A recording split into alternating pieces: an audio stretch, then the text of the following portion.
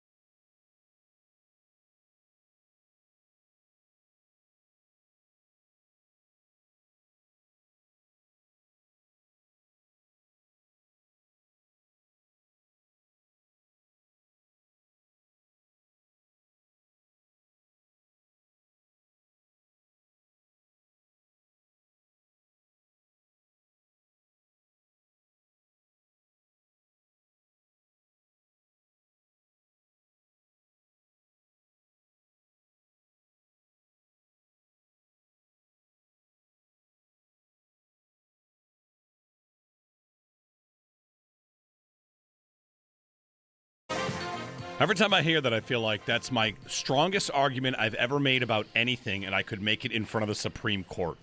Like, I'm so passionate in that moment. Like, no! Yeah. You, sir, are not respecting. Last time you've done that? Very thorough. Gone to the theater to get the popcorn before and then left? Whenever it happened, whenever we're walking home, we live in North Buffalo. Whenever we're walking home by North Park Theater at night, that's pretty much it. Let's grab popcorn. It's like getting, let me pop in and grab this at a cup of coffee, walking by a coffee shop.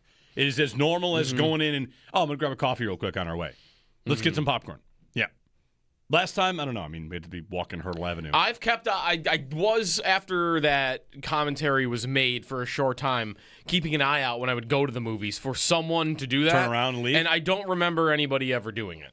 Doesn't mean it didn't happen. Right. Just means I didn't notice it. Maybe it's happened since then. So we've now got you casing every popcorn transaction. Hold on. I got to see if this one turns around. I want to see if they turn and walk out the door. Well, I don't remember holding the door open for somebody that's walking out of the building with a whole thing of popcorn either. What are the analytics on popcorns per 60 that make it into the theater versus make it outside back home? Mm-hmm. I bet the theaters would have some sort of number on that. 97.4% of all popcorn purchases go into the theater. I bet it's even higher than that. It's probably 98 and change. It's pretty high, I'm sure. Got to be high. Yeah. Hey, everybody. Good morning. Jeremy and Joe. It's Tuesday, February 24th. I've got a really good Let's Get Stupid for everybody today. Nice. Really good. One of those. Which means it's really stupid. Really right? stupid. Because the better a Let's Get Stupid is, the dumber it is. Yeah. It's like a deal with the devil, Let's Get Stupid. All right. About the Bills winning the Super Bowl. And I thought about it 20 minutes ago. One of these, would you take the Bills win the Super Bowl for some extreme thing, price to pay? Yes. Yes. That no one seems to ever say no to. Oh, I think I can get at least one of you three on this deal. Yeah. Well, I want to save it. I want to save it a little bit later. Let people wake up and, make sure you're making good decisions. Right. Yeah. So we've got a Let's Get Stupid. We got Lindy Ruff at 8 o'clock. The Sabres get back to action tomorrow in New Jersey. Yeah. And Sal checks in from the Combine at 7 o'clock. So we'll get Sal back on. He's been not on our show for a week plus after his cruise. Took some time off before the Combine. So Sal at 7, Lindy Ruff at 8, and more fun than you can handle between now and 10. That's pretty much the plan for today.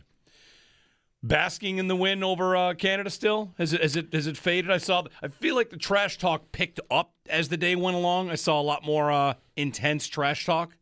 To each their own. I heard a little bit. I heard a lot. I've listened to a couple of podcasts too that feature those on it that are Canadian. It's hard to find a hockey podcast that doesn't feature like one Canadian on it. Right. They are very bitter. Yeah. It's a lot of we were the better team, but we didn't win the game. A lot of that yesterday. So that fueled it, I think, into going for at least another day, living off the high of beating Canada on Sunday. I mean, the team is certainly doing that, right? I don't know if they made it out of Miami last night. Right. Are they still out? They might still be out, for all I know. I am not mentally in a place right now where I think that Tage Thompson is playing the game tomorrow. No. I am assuming that I fully he agree. and Jack Hughes are not playing that game, which you could argue is, a wash. You could. Since we've got that, I feel better about it. The victory tour. Let's get back to work here, kids. We got to drop the break here. Let's get back. The deal was you go. Yep. You have a good time. You're in Italy for 2 weeks, and then you come back. You want a parade now in Florida? Right. All right. I don't know about that. Let's get back to work. It could be good, right? Like it could be good for him and for everybody. I mean, in the Last Dance documentary about Michael Jordan, there's a whole 10 minutes about how Dennis Rodman went to Phil Jackson. I need a vacation in the middle of the season. Right. And Jordan was like, if you let him go to Vegas, he's not coming back. That's right. He did come back, and he was very good after. He knew his body. He knew his needs. So maybe this is Tage going to Vegas, and he's coming back, or he's going to Miami. Fair. And then he'll be ready to go and juiced up. Or maybe he'll be hungover for a day. And then he'll be back.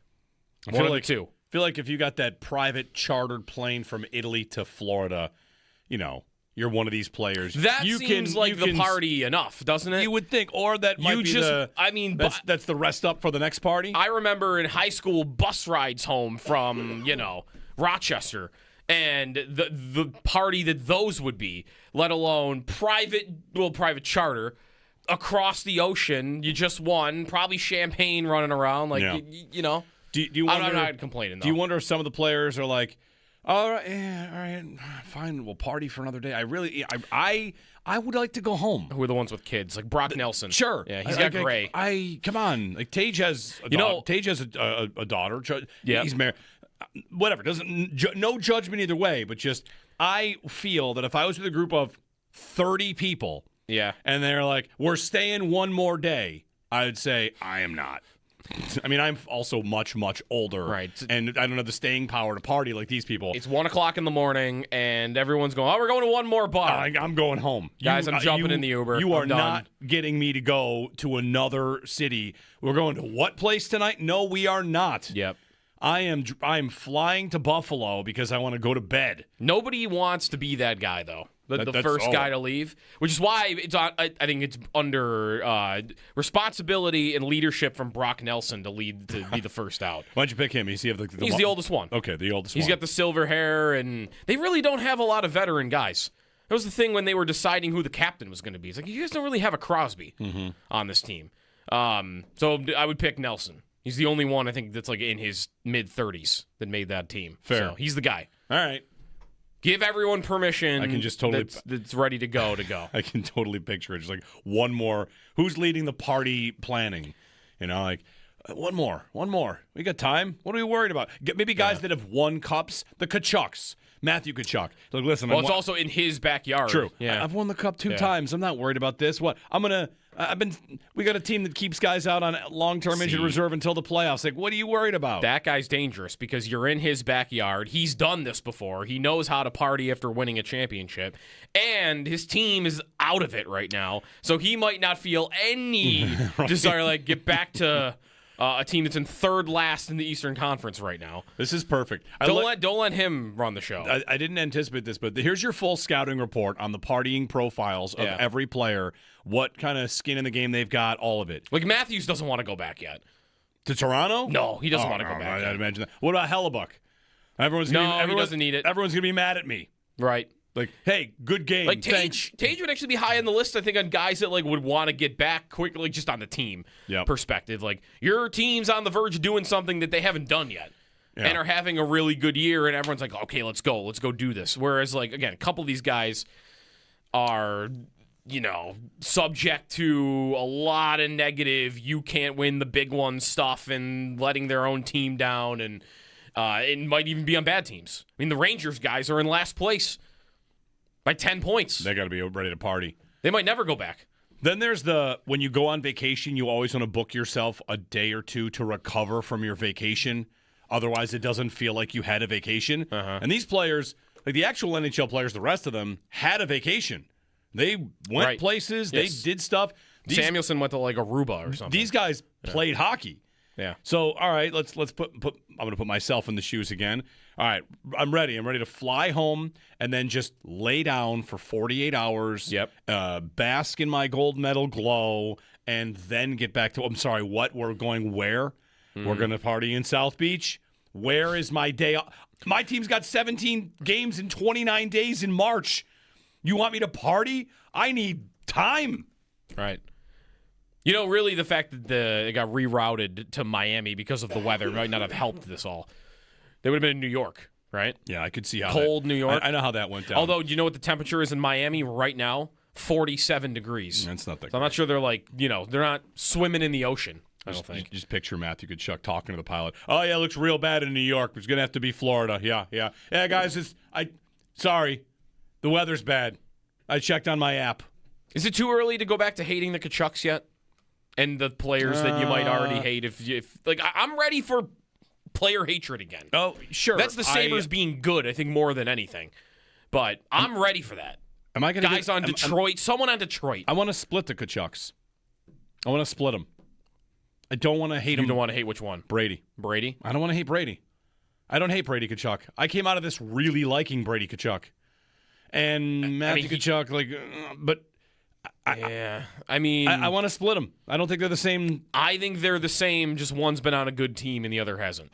I mean, this tournament, how they both played and all the interviews, they did a million interviews together. Yep. Sure, maybe it's the underdog guy that hasn't won. I mean, Matthew Tkachuk, I think, is a little more of a, he's got more Marchand in him, I think, than Brady does. But I think Brady does have some of that, too.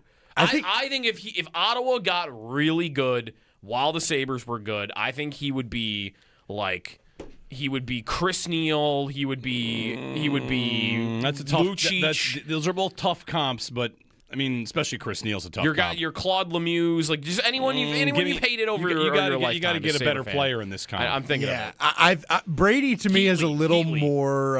Heatley's good. Brady to me is a little more respectful of the expectation to fight when he needs to. Matthew is a turtler. He is I'm gonna whack you a bunch of times and then go hide behind the ref guy. Mm-hmm. That to me is the only difference between the two of them, and that makes me hate Matthew, and I like Brady a lot. This is where someone would give some thought on like child order and how that affects who you are. Like Brady's the younger one, right? Which I don't know if that always makes that person feistier and will. But he was probably beat up a bunch and always felt like he had to defend himself. Yeah. I don't know. Yeah, I've seen Matthew Tkachuk too many times do something really nasty and then skate away from the guy he did it to. I don't know that I've seen that from Brady. He will do something nasty and then punch that guy. Who else am I supposed to hate on Team USA now? We're going back to hating those guys. Like, all right, I already told you I don't think I'm there on Brady Tkachuk. I'm gonna keep liking him. Eichel. We've got experience there. Matthews. Yeah. Like, like this is maybe the opposite, but a guy I came away from this tournament like really loving that I don't think I want to because this team is in the Sabres division and going to be in a fight with them is Larkin. Yeah. Like, I love Dylan Larkin in this tournament. And not that I didn't like him already as a player, but I came away from this tournament really, like, I'm ready to go back to having no positive feelings about him. I mean, as a player, sure, but not on the team he's on. Who else on that team to hate? I mean, the Kachucks are going to be, like, the easy answers to this. I don't know if there's other, like, Charlie McAvoy's on the Bruins. Like, maybe that. But that might be it. Who else? The Kachucks. Not the Hughes. Don't hate the Hughes. No. They're both great. Don't mind them. Nope. How about on Canada? The Ranger guys. I mean, doesn't have to be JT Miller, I guess. Doesn't have to just be Americans. But Canadians. Like, players, you came away from this tournament with one different, whatever, something added to their resume and what you feel about that. That would be the opposite for me because I love Nathan McKinnon, and I don't necessarily love how he came out smelling at the end of the gold medal game, especially, making a comment in the post game. Did you feel like the added context to what he said made it less bad? It did. I He don't said know if they're it makes very skilled. They won. We lost. it makes it better, but not. It doesn't. I think fix it all the way. Yeah, He I feel like still did say it, but right, the context lightens it. the context lightens it because the initial, you decide who is the better team sounds like a passive aggressive. We were it. Yeah. And then in the full context, it almost seems like what he's trying to do is what a lot of athletes do. Is like, listen, I'll leave that for you guys. Yeah. Like, you guys are going to talk about this. You guys are going to have your conversations. It almost seemed to me to be less passive-aggressive shot Right. and more an attempt to just step out of it, which, A little bit, yeah. He did say, like, they won, we lost. That's right. Like, because when I first read the comment, I might have read it in the tone that Jack Eichel said, this is the loudest building he's ever heard. Right. So I hadn't heard the McKinnon comment. That's maybe the tone I read it in. And then when I saw him say it, it wasn't that tone. It wasn't all the way that tone. It was more of a defeated type of tone that he had. So, no, I'm okay with him after it, but still not great. Obviously, the person we come away with the most positive feelings is Hellebuck. He becomes legend status to all of us. And I think on the other end, I feel like I have to be ready for a fight from people about Connor McDavid and legacy now. That is going to become a thing because this is another got to the big game, you didn't win it. Second place finish.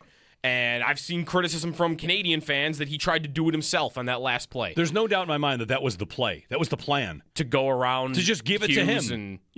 Give it to him. You got one-on-one with a forward. I don't think there's any problem with trying to beat him one-on-one. Hughes just made a great play that you wouldn't always expect him to make because he's a center. Maybe we got a little bit of what we think sometimes we see when the Bills play, which is other players just looking for Allen to do. You do it. You're the one that always does something. Do it. Let me see it. And I almost feel like it doesn't help him for this reputation of, greatest player ever. Where's your hardware? Where have you won anything? I almost feel like it doesn't help him that he won the Olympic MVP. Right. Because he already won the Conn Smythe in a losing effort. Now he won the Olympic MVP in a losing effort. And I think now both of those kind of combined become this eye roll. He just puts the stats up. Stat boy over here. He had 15 points, but he didn't win anything. And I think he's the greatest player I've ever seen with my own eyes. I didn't watch Gretzky. So I think he's the greatest player I've ever seen. And I feel like now he's starting to build this rep that other athletes over time have built, which is something's off. You just can't. It's what Kachuk said to Draisaitl in the Olympics. Always right? the bridesmaid. Always the bridesmaid, never the bride. I feel like that's starting to become a thing about McDavid. This doesn't help it for sure. Well, it'd be the perfect sport to have this where less talented players look at the most talented player and say, "You're not a winner." I know, but that's what this sport is. It's got a lot of that. It's got a lot of that. He did set the Olympic record in points, by the way, which is why I think he won the MVP. And I will even say, I think it is a little wild he won the MVP. I do too. That Hellebuck did not win the MVP. I looked it up. This tournament never gives it to the gold medal winner. Like, it's been since 2002 that when NHLers have participated, that the Olympic MVP has been on the gold medal winner. Like, they are not beholden to that the same way that we are in American sports. But still, Hellebuck, Miller won it in 2010, and he was equally as good as I would have said Miller was then. This is one of those things where I probably saw this. Somebody tweeted this. Maybe I should try and find it. The voting happens after the first period of the gold medal game. No, that can't be true. That it's not. The voting doesn't happen at the end. That can't be true. It's possible. You get the bet. You're telling me. Hey, the NHL awards vote for best GM after the conference finals. You're telling me that if Connor McDavid had gone out there and in the third period scored 5 goals to win 6-1, he wouldn't have won the. I guess he did. He win still it. would have won. Okay, sorry. So that's right. All right, if he had 5 turnovers that all led to goals in the third period and Hellebuck had a shutout. Who else could have won it? Hellebuck. Well, he did. Hellebuck did the thing, and he didn't win it. So who are the other candidates? Like, could Brock Nelson have scored 6 goals in the win? Right. Okay, sure, right. So, halfway through that game. Tage had 3 goals. Tage scored. He does what he did in Columbus. What are you doing? He scored 4 in a period. He scores 4 goals in the third period to end the tournament with the lead 7, and he did it in the gold medal game. He wouldn't have gotten a vote. Apparently. Why are they voting after the first intermission? They don't have email. They can't get it quick enough after the game. There's not a text group chat that they could all do it in 90 seconds. It's also, of course, for the entire tournament. Although Hellebuck still had the case for that, right? Oh yeah, I mean he was incredible. He allowed 6 goals in 5 games. I don't know if those guys are looking at goals saved above expected, but I think he was at 6 for the tournament. I don't think those guys are looking at goals saved above expected. expected. I don't think so either. 803-0550, our phone number. Let's get a call in here. We got Stephen Wheatfield on the Olympics. We won't spend the whole day here, but starting here. Hey, Steve. Good morning, guys. I didn't want to, I was going to call yesterday, and then I figured I'd just wait. I had a long drive today. So regarding the Olympics, question for you guys. So would you say you should cheer for the team of the country you were born in or the country you've lived longer in? It's a quick question. Whichever one you feel like it. Okay. So I was born in Montreal. I would say defendable for both. I was born in Toronto, and then I grew up in Montreal for 15 years, and then moved to the States in 2000. And Sunday, I had a bunch of family, which I wasn't expecting, messaging me, who you rooting for? And I didn't hesitate and said the USA. I've been here 26 years. I'm cheering for the USA all the way. And some of them were like, oh, congrats. Like they didn't say, oh, that's a good point. Like they were just kind of, I guess, ticked off that I was not cheering for my country I was born in. But yeah, anyway, it was really, really fun to watch. And then the other thing I wanted to mention to you guys, so the past couple of weeks, everything you've talked about regards to hockey, I've been doing. I was watching Tage on Sunday like he was my own kid. I was looking for him on the bench in every different possible replay when they won the game, seeing where he was, seeing who was celebrating with him.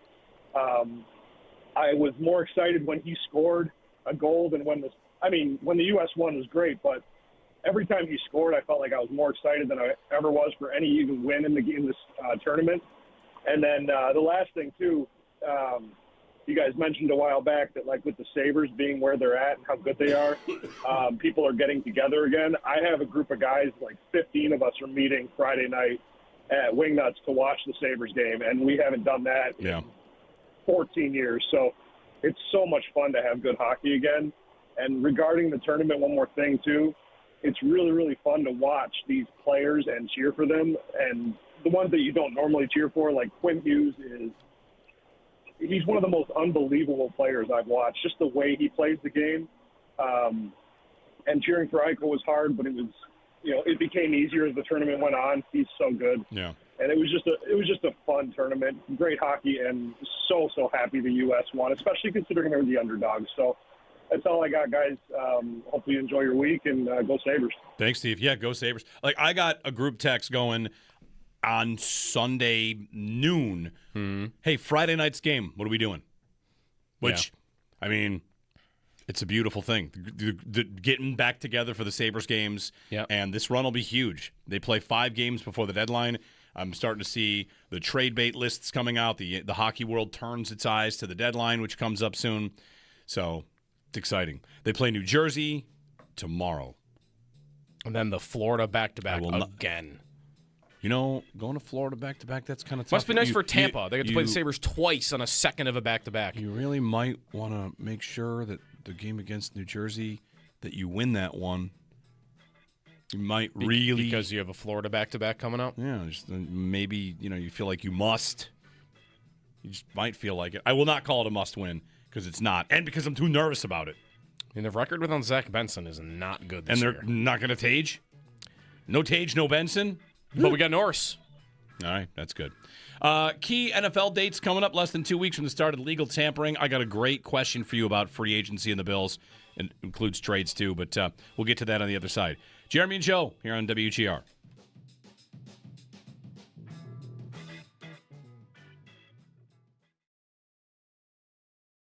Some Canadians, like players, you came away from this tournament with one different, something added to their resume and what you feel about that. That would be the opposite for me because I love Nathan McKinnon, and I don't necessarily love how he came out smelling at the end of the gold medal game, especially, making a comment in the post game.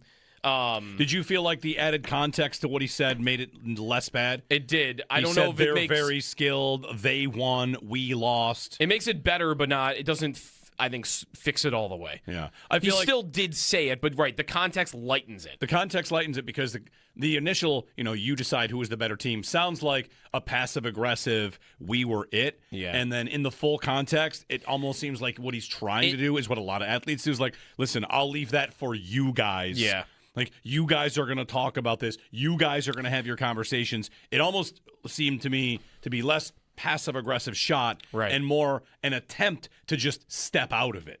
Which, a little bit, yeah. He did say, like, they won, we lost. That's right. Like, because when I first read the comment, I might have read it in the tone that Jack Eichel said, this is the loudest building he's ever heard. Right. So I hadn't heard the McKinnon comment. That's maybe the tone I read it in.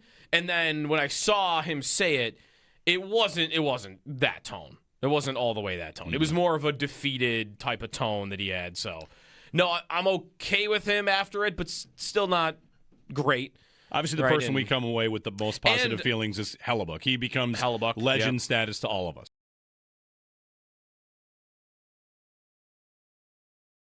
He did set the Olympic record in points, by the way, which is why I think he won the MVP. And I will even say, I think it is a little wild he won the MVP. I do too. That Hellebuck did not win the MVP. I looked it up. This tournament never gives it to the gold medal winner. Like, it's been since 2002 that when NHLers have participated, that the Olympic MVP has been on the gold medal winner. Like, they are not beholden to that the same way that we are in American sports. But still, Hellebuck, Miller won it in 2010, and he was equally as good as I would have said Miller was then. This is one of those things where I saw this. Somebody tweeted this. Maybe I should try and find it. The voting happens after the first period of the gold medal game. No, that can't be true. That the voting doesn't happen at the end. That can't be true. It's possible. You get the bet. You're telling me. Hey, the NHL awards vote for best GM after the conference finals. You're telling me that if Connor McDavid had gone out there and in the third period scored 5 goals to win 6-1, he wouldn't have won the. I guess he did. He still would have won. Okay, sorry. So that's right. All right, if he had 5 turnovers that all led to goals in the third period and Hellebuck had a shutout. Who else could have won it? Hellebuck. Well, he did.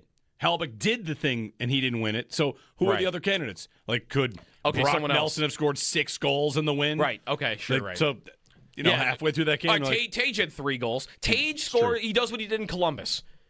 What are you doing? He scored 4 in a period. He scores 4 goals in the third period to end the tournament with the lead 7, and he did it in the gold medal game. He wouldn't have gotten a vote. Apparently. Why are they voting after the first intermission? They don't have email. They can't get it quick enough after the game.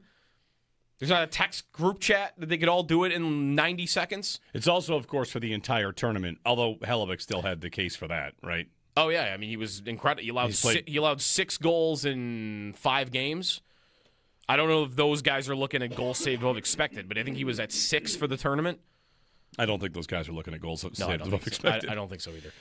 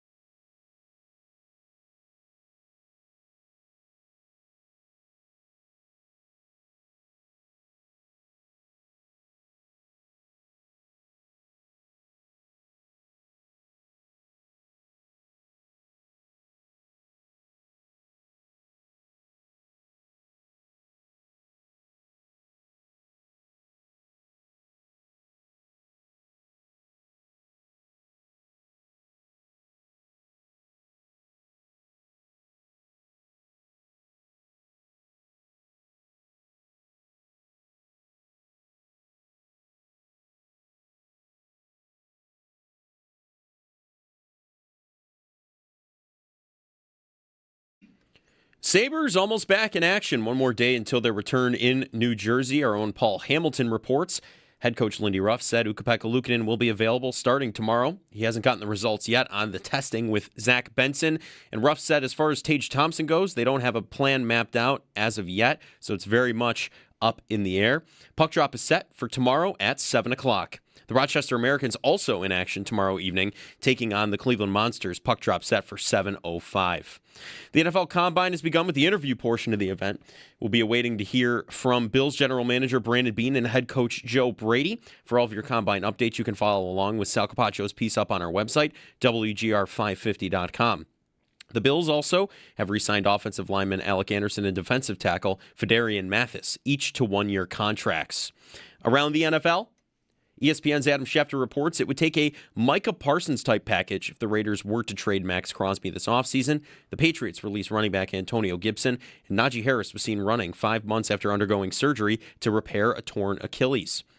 News from the Combine, the NFL would like a do-over on 5 instant replay rulings from the 2025 regular season, but not on the interception ruling during overtime of the Bills-Broncos playoff game. Per Troy Vincent, Executive Vice President of Football Operations for the NFL, they believe the call on the field was correct. Floyd Mayweather not only fighting Mike Tyson in April, but he will be fighting Manny Pacquiao in September. Safe to say he's officially out of retirement. Those are your Paddock Chevrolet sports headlines. Paddock Chevrolet, with you for the extra mile since 1935. I'm Joe Kelly on Western New York's Voice of the Fans, WGR.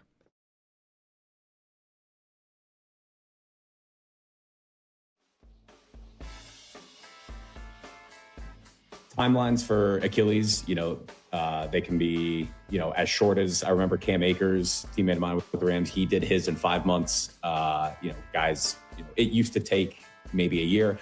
I don't really see it taking it that long, but my own personal goal for myself is to be done by July 1st and then hopefully ramp up for camp. We're just a little bit too early right now to have like a clear, this is when we're going to be ready to go. But knowing me and knowing how I approach things, we'll be ready to go.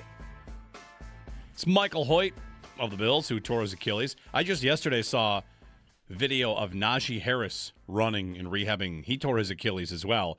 And he's running on a treadmill. For those of you out there that are in like the athletic training world and helping people get back from injuries, rehabbing injuries, I'd never seen this before. Did you see the video of Harris running? He's on the machine that he was in. He's on a treadmill that also looks like it has a puffy thing that probably supports some of his body weight while he runs. Yeah. Zero gravity treadmill. Is that what it is? Yeah. You've done those? I've not done it. I've just seen them. Yeah. All right. They change the air pressure from your waist down, so it's like you said, less weight going down. Wow. So your top half is like it's out. It's like it cuts off at your waistline. But your bottom half is like as if it's in outer space. No, because it's not zero like you're gravity. not floating. You're not going like up. It's not zero gravity. There's some, but it lightens it up on you. Still some gravity. So they should call it some gravity treadmill. What's the feeling like? If you've done the zero gravity or whatever it's called, the treadmill, what's it like? 803-0550. Tell us about it. Anyway, maybe Michael Hoyt's rocking one of those. Just get one of those in your house and run. So there's less weight bearing. Yeah, right. Less on your joints. I'll stop guessing. I'm sure it's like when they're doing the running in a pool. Something similar, right? Yeah, that's probably right. Why are they doing that? So it's less on your joints and less on your ligaments and in this case tendon, a repaired tendon. Sure. Right, yeah. Half gravity. The chat wants it to be called half gravity. Well, is it 50% or is it like 60%? Anyway. All right, you ready for a fun question on the Bills? Mm-hmm. Free agency starts in less than 2 weeks, the legal tampering period. Here's your question.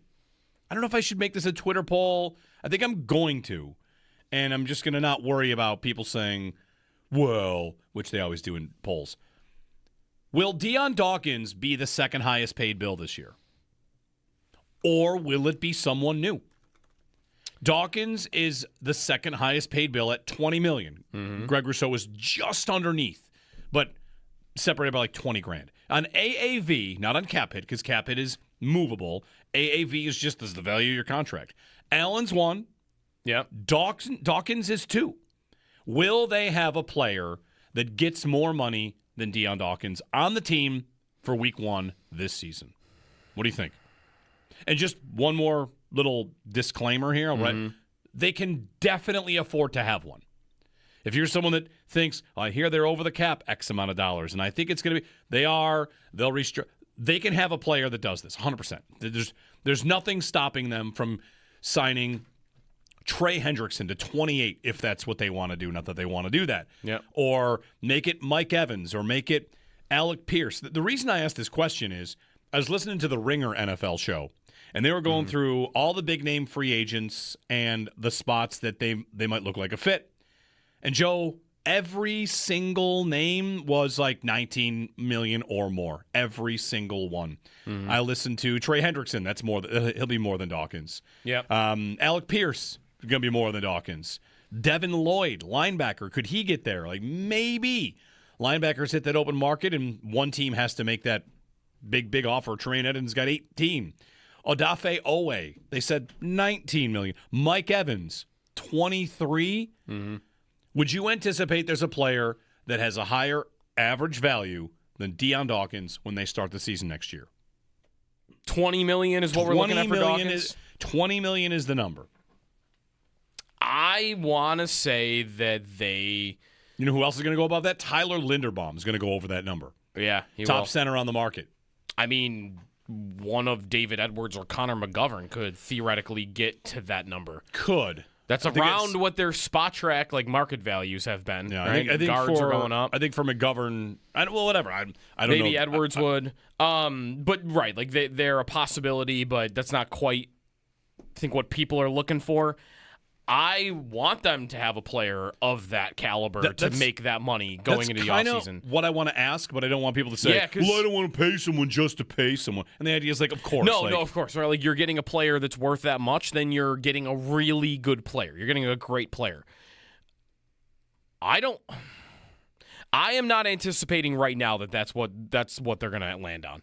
That they are going to get a player of that caliber, that timeline in their careers, that we will hear excuse making about the cap situation and not wanting to sacrifice coming years because we're going all in right now. These are a lot of the things we've heard from the general manager in the last couple of years when they have not been making big swings in off seasons. So with a new defense and a lot of change coming there in terms of volume, I feel like right now I would want to bet no on that. It's a good number. It's a really good number on it, $20 million. But I think right now if you pinned me down and said you have to bet one way or the other on this, I think I would bet that they're not going to get a player that costs that much. They're going to go get 7 players that cost between $4 and $11 million, especially on defense because they have so many players to replace on that side of the ball. So I hate to say it. I hope I'm wrong because I want them to get one of these stud players. Hendrickson, for instance. I'm really wanting them to get Trey Hendrickson right now. But I might think it's more likely they get 3 guys for the cost of Trey Hendrickson instead. That's what they usually do. Exactly. That's right. Last offseason. Last offseason is Larry Ogunjobi for 6, Michael Hoyt for 7. Yep. Joey Bosa for 12. Yep. And Josh Palmer for 11. Right. And I guess what I would say is to anybody, and Elijah Moore for 5. And Elijah Moore for 5. To anybody out there that thinks oh man, I don't want to spend too much in one spot. Look at what spreading it around has gotten you. I know. mean, Michael Hoyt might be the nicest signing of that group, but I'm thinking about. I want to say yes, I want that because if you want to play the game of having a real offseason that has any whale of any kind, it's just the passage of time. $20 million is not even that much in terms of what a guy might make. No, it's not. There will be players this offseason that sign for. What will Hendrickson's number be? 27. What will a guy that's led the league in sacks in 2 of the last 3 years and last year didn't play? What's his number? That could easily be $30 million. It could be. I think he gets less. The timing for him is rough. If this is last year, he has 2 straight seasons and he has 35 sacks total, right. And he probably gets $30 million, 35. But the injury is one thing. But by the way, this includes A.J. Brown. A.J. Right. Brown's AAV is huge. It's $30 million plus. This includes DJ Moore. You want them to trade for DJ Moore, who, yesterday we went over that. He's expendable in Chicago. His salary is way up there. $20 million is not like this crazy big number or benchmark. So do you want the Bills to have a new second highest paid player on the team? Dawkins at 20, Groot's at 20 as well. Like, are you hoping they add a $20 million player? So far, 70% voting yes. If they had a more complete roster that featured young guys they've drafted that are ready to step into roles, then I would feel more comfortable saying they are going to do that. But right now, I don't know that. I mean, beyond Deion Walker and Max Hairston, that you would hope replace Daquan Jones and Tre'Davious White. There's no one else that they've selected in recent years that I'm thinking, you're good at that position because that guy's got it. Like, is Jordan Hancock that at safety? Yeah. Like, not quite, right? I guess like a fifth-round rookie from last year is, is Landon Jackson that at defensive end? I would say no of course right not. now. Is Dwayne Carter that at defensive tackle? I would say no right now. Like, there's no middle linebacker on the team that I would say is this. Like, if they had this list of picks that look like, all right, that guy's ready to step into a big role. Maybe Dorian Williams is this a little bit, right? But I don't know if that's a starting position. If you had a long list of that, be like, all right, they're going to do it. This is the offseason. They're going to go get Trey Hendrickson or a guy that makes $25 million, Mike Evans. But I would bet they don't right now. I think they don't have the draft picks that are ready to come in and do this for them. So I want them to. I would vote yes in the want. Like, I would love for them to go land a player of that caliber, be aggressive, and you know what? Maybe just be willing to accept, all right, you know what? We are just going to plan on Jordan Hancock and a $2 million, low-end veteran competing for that job going into the year. We don't have to invest a lot of that position. And you know what? We're going to do the same thing at defensive tackle. We've got Oliver, we've got Walker, we've got TJ Sanders. We don't need another heavy investment. Let me throw $1.5 million at that in some guy at the end of his career, and we'll get by. But that's not how they do things. They go and pay the middle-of-the-road guy. So I hope I'm wrong, but that's where I'm going to go by what their actions have been the last 3 years, which since Vaughn has been, they go for, at those positions, they're going to sign a $6 million safety to play that position this year. That's big money for a safety. It's like what Taylor Rapp, though, was like 3 years ago, right, with the cap going up? Maybe it's a little more than that? A little more. A little right. more. Yeah, it's not big money for a safety. That's just like on the street. It's good money. 803-0550. Yeah, do you want them to? And then I posted a follow-up poll right underneath it. Do you think they will? Right. I think they have to. I want to stop short of just short of have to. But chart for me the offseason you're impressed with that doesn't include a $20 million player. Chart it for me. What does it look like? Does it involve a trade up? I was going to say that's the only way to me that it would really qualify. They move up and get like Tate or something like that. And they don't sign a $20 million player or anyone of significance in free agency or in the trade market. I'll feel like, okay, you had a big aggressive offseason because of the trade you made at the draft. But I don't know, other than that, what looks like that. Everything else looks like what they've done. They'll sit where they pick, and they'll sign a couple of middle-road free agents. Or they'll wait for the dust to settle on linebacker, and then they'll go pluck three guys, which might be the best way to do it. The receiver conversation and the edge conversation, that's really where this comes down to. Two really expensive positions where they're going to want help. If you want Evans, he's more than $20 million. I would say the other way that they would accomplish that, where we would look at the offseason and go, wow, what an offseason. Aggressive offseason without adding a player that makes that kind of money, is if they add a player that will make that kind of money. A guy that might be on a rookie contract right now. Maybe if they acquire Brian Thomas in a big trade, and you think, well, if this works, in 1 year, I'm giving him $20 million a year. Right. Fair. But at this moment, he's not making that. That's still if this works. I mean, isn't Kincaid a potential $20 million a guy in like 2 years if it continues to work? I'm talking about right now, you're paying it because you feel like you need to be good. Mm-hmm. Evans, like you pay him to leave Tampa. You got to pay him to not go to Vegas.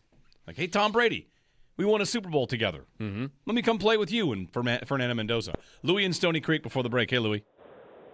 Hey, thanks for taking me on, guys. Yeah, I think that the Bills this time, I don't know, I got a vibe. I think that they're going to hit for the fences on one player. I'm not sure if it's going to be an offensive player or defense.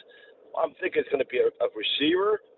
And I'm like you, if they don't hit for the fences on a big-name receiver, I could see them trying to trade a first-round pick and some capital for one if the price is right. But, yeah, I mean, this team has too many off seasons with only big-name players. Last time was Diggs. And for what it was worth, he did okay. He did better than okay. Yep. So I think we gotta get a stud receiver for this football team first and foremost. Thanks, Louis. Less than 2 weeks till they can start talking to a few, whether that's Alec Pierce, Mike Evans, George Pickens if you want it, Romeo Doubs if you want it. That's like, I think Dobbs is a middle-class kind of contract. Could he get 20? Ooh. I don't think so. I think he gets like 15. If we were going to, if the four of us decided we're going to draft which receivers they're going to end up with this offseason, like rookies, free agents, trade guys, all of them, and I had the first pick, I think I would take Romeo Doubs. Oh, wow. I would not. I think he is exactly the type of receiver that they don't have right now that would play the Coleman spot. I don't want that. I'm not saying I want it. I'm just saying that is the Shavers. I think he's good. I think he could be really good. The idea, though, is like So it's the level of receiver they always sign, and it's the type of receiver they don't have. They would sign. Dobbs would be a great idea if Palmer wasn't here. Or if Coleman wasn't here. Mm-hmm. See, I'm treating it as though Coleman's not here. Because I don't think he matters. I don't think he matters at all. Joe, I'm still waiting for Curtis Samuel to not be here. He's still here. Technically. That's true. Anytime the Bills want to go ahead and say they're announcing he's gone, we'll take it. 803-0550. Jeremy and Joe on free agency, less than 2 weeks away. What do you think? Will they add a player of $20 million or more? Do you want them to? You can give us a ring here on WGR.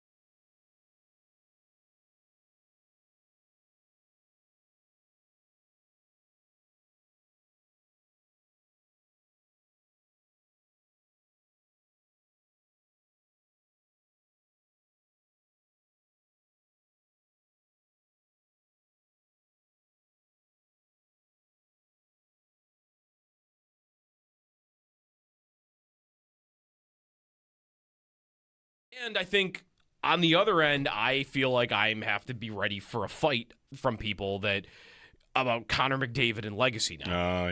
That is going to become a thing because this is another got to the big game, you didn't win it. Second place finish. And I've seen criticism from Canadian fans that he tried to do it himself on that last play. There's no doubt in my mind that was the play. That was the plan. To go around. To just give it to him. Give it to him. He got one-on-one with a forward. I don't think there's any problem with trying to beat him one-on-one. Hughes just made a great play that you wouldn't always expect him to make because he's a center. Maybe we got a little bit of what we think sometimes we see when the Bills play, which is other players just looking for Allen to do. You do it. You're the one that always does something. Do it. Let me see it. And I almost feel like it doesn't help him for this reputation of, greatest player ever. Where's your hardware? Where have you won anything? I almost feel like it doesn't help him that he won the Olympic MVP. Right. Because he already won the Conn Smythe in a losing effort. Mm-hmm. Now he won the Olympic MVP in a losing effort. And I think now both of those kind of combined become this eye roll. He just puts the stats up. Stat boy over here. He had 15 points, but he didn't win anything. And I think he's the greatest player I've ever seen with my own eyes. I didn't watch Gretzky. So I think he's the greatest player I've ever seen. And I feel like now he's starting to build this rep that other athletes over time have built, which is something's off. You just can't. It's what Kachuk said to Draisaitl in the Olympics. Always right? the bridesmaid. Always the bridesmaid, never the bride. I feel like that's starting to become a thing about McDavid. This doesn't help it for sure. Well, it'd be the perfect sport to have this where less talented players look at the most talented player and say, "You're not a winner." I know, but that's what this sport is. It's got a lot of that. It's got a lot of that.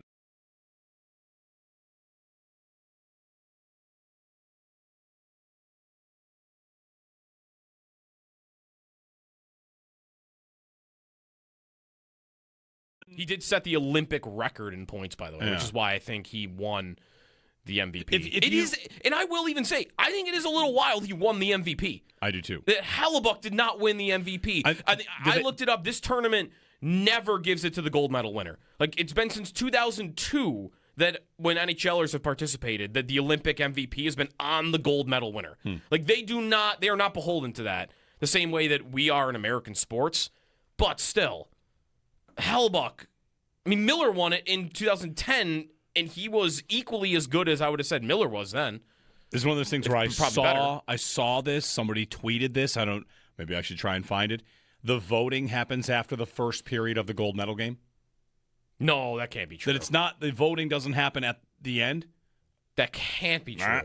It's possible. You get the bet. You're telling me.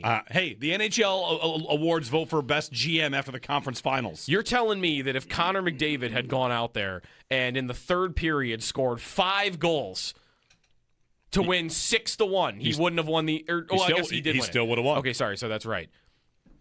All right, if he had 5 turnovers that all led to goals in the third period and Hellebuck had a shutout. Who else could have won it? Hellebuck. Well, he did. Hellebuck did the thing, and he didn't win it. So who are the other candidates? Like, could Brock Nelson have scored 6 goals in the win? Right, okay, sure, right. So, halfway through that game. Tage had 3 goals. Tage scored, he does what he did in Columbus. What are you doing? He scored 4 in a period. He scores 4 goals in the third period to end the tournament with the lead, 7, and he did it in the gold medal game. He wouldn't have gotten a vote, apparently. Why are they voting after the first intermission? They don't have email? They can't get it quick enough after the game? There's not a text group chat that they could all do it in 90 seconds? It's also, of course, for the entire tournament, although Hellebuck still had the case for that, right? Oh, yeah. I mean, he was incredible. He allowed 6 goals in 5 games. I don't know if those guys...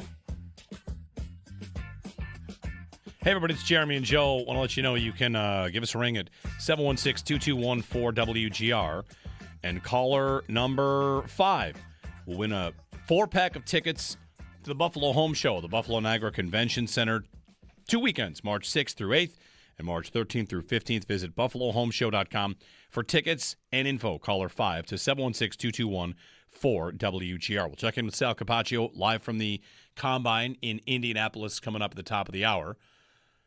Is this the longest and most relentless winter of our lifetimes, or does it just feel that way? No, I think it might actually be. I mean, it just... I don't need the data. I just want... Stop. Am I the only... All right, okay, I'm not the only one. Every day. I guess it's too worse when I start walking the dog again and the sun's out and the snow's starting to melt and then just bam, 3 days in a row, snow, snow, snow. Great. Yeah. So like you think you're out of it and then it's just hits you in the face again. Right back in. Not quite single digits today, but 11 degrees I saw. Mm-hmm. Yeah. We're going to touch the 40s this weekend, and like that's it. I know. March it's still February. All right. March is less than a week away. Yeah. Once I get to March 1st, it's like this has got to be done. That is not scientific at all, but I feel like whenever it gets to March 1st, like okay, it's over. It has to be over. Yeah, somehow February is the shortest month, but also the longest month because winter is unrelenting and doesn't let us go. It's like all right. Is that why they make it so short? Probably. For our psyches? For us. Yeah, for us. There's probably a thing with the sun and the moon that's the reason why they actually it's shorter. I don't know. I'm here to give takes on Olympic overtime formats, not the calendar. Sal, top of the hour, and let's get stupid. I'm ready to throw it your way around 7:30 this morning. We'll have a little fun with a Super Bowl conversation. Jeremy and Joe on WGR.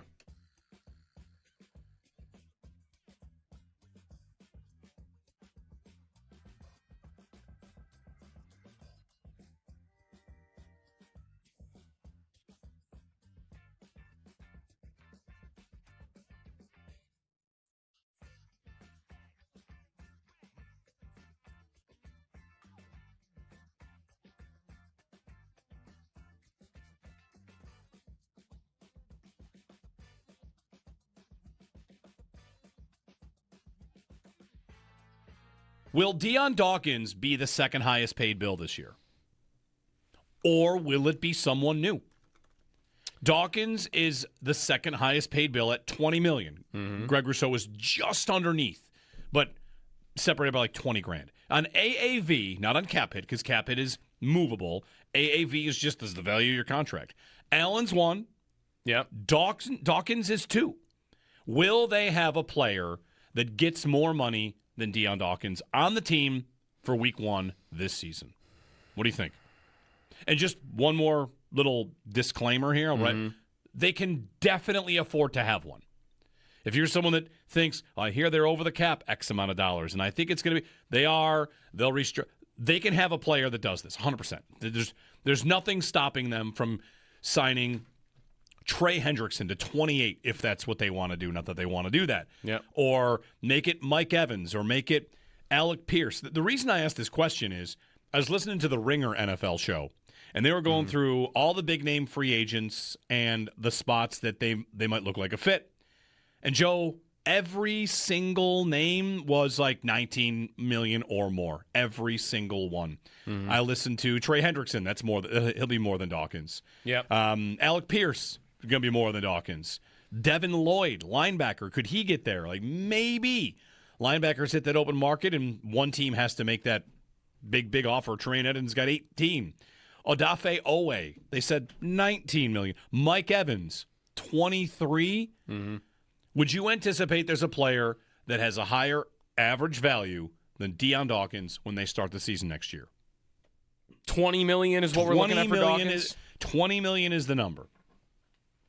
I want to say that they... You know who else is going to go above that? Tyler Linderbaum is going to go over that number. Yeah, he Top will. center on the market. I mean, one of David Edwards or Connor McGovern could theoretically get to that number. Could. That's around what their spot track market values have been. Yeah, right? I think Guards are going up. I think for McGovern, whatever. I don't know. Maybe Edwards would. But right, they're a possibility, but that's not quite, I think, what people are looking for. I want them to have a player of that caliber to make that money going into the offseason. What I want to ask, but I don't want people to say, well, I don't want to pay someone just to pay someone. And the idea is of course. No, of course. Right? You're getting a player that's worth that much, then you're getting a really good player. You're getting a great player.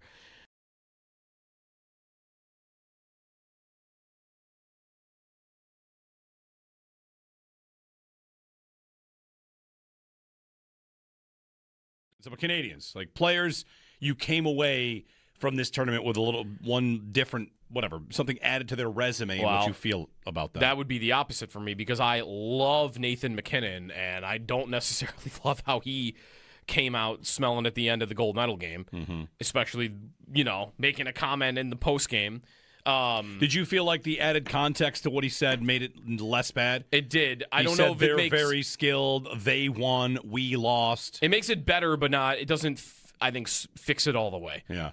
He still did say it, but right, the context lightens it. The context lightens it because the initial, you decide who is the better team sounds like a passive-aggressive, we were it. Yeah. And then in the full context, it almost seems like what he's trying to do is what a lot of athletes do is listen, I'll leave that for you guys. Yeah.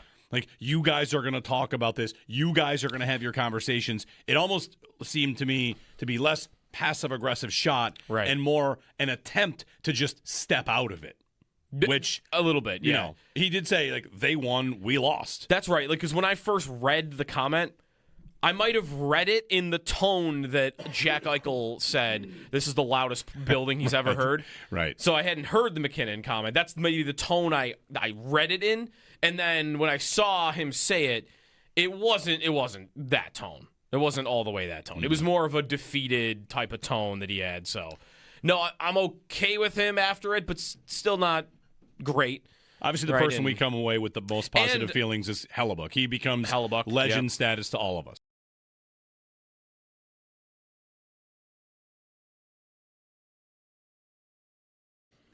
The Sabres almost back in action. Only one more day until their return in New Jersey. Our own Paul Hamilton reports. Head coach Lindy Ruff says Luukkonen will be available starting tomorrow.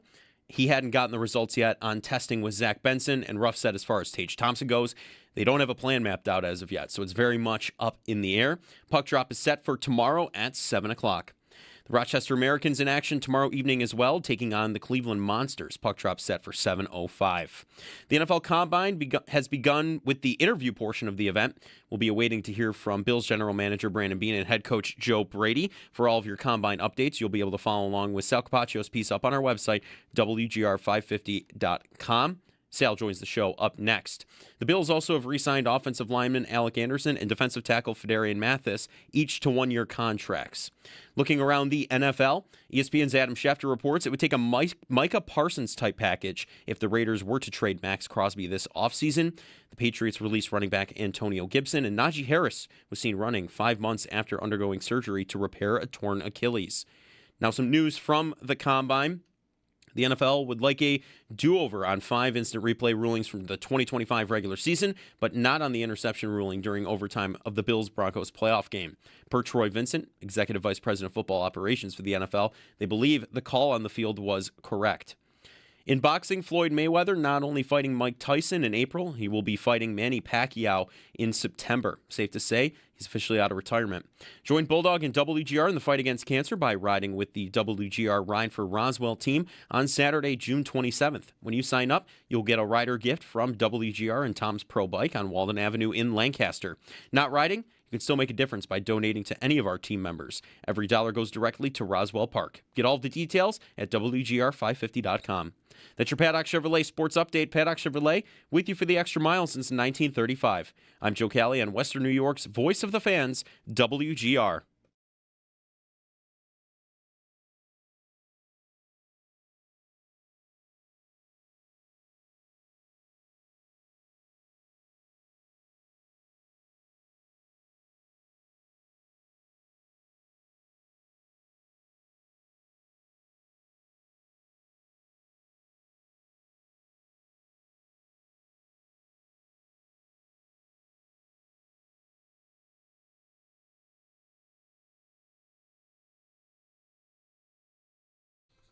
We haven't spoken with Sal in weeks, it feels like. He joins us on the Western Hotline live from Indianapolis. Sal, good morning. Good morning. Yeah, it wasn't a helicopter. I was on a cruise ship for a little while.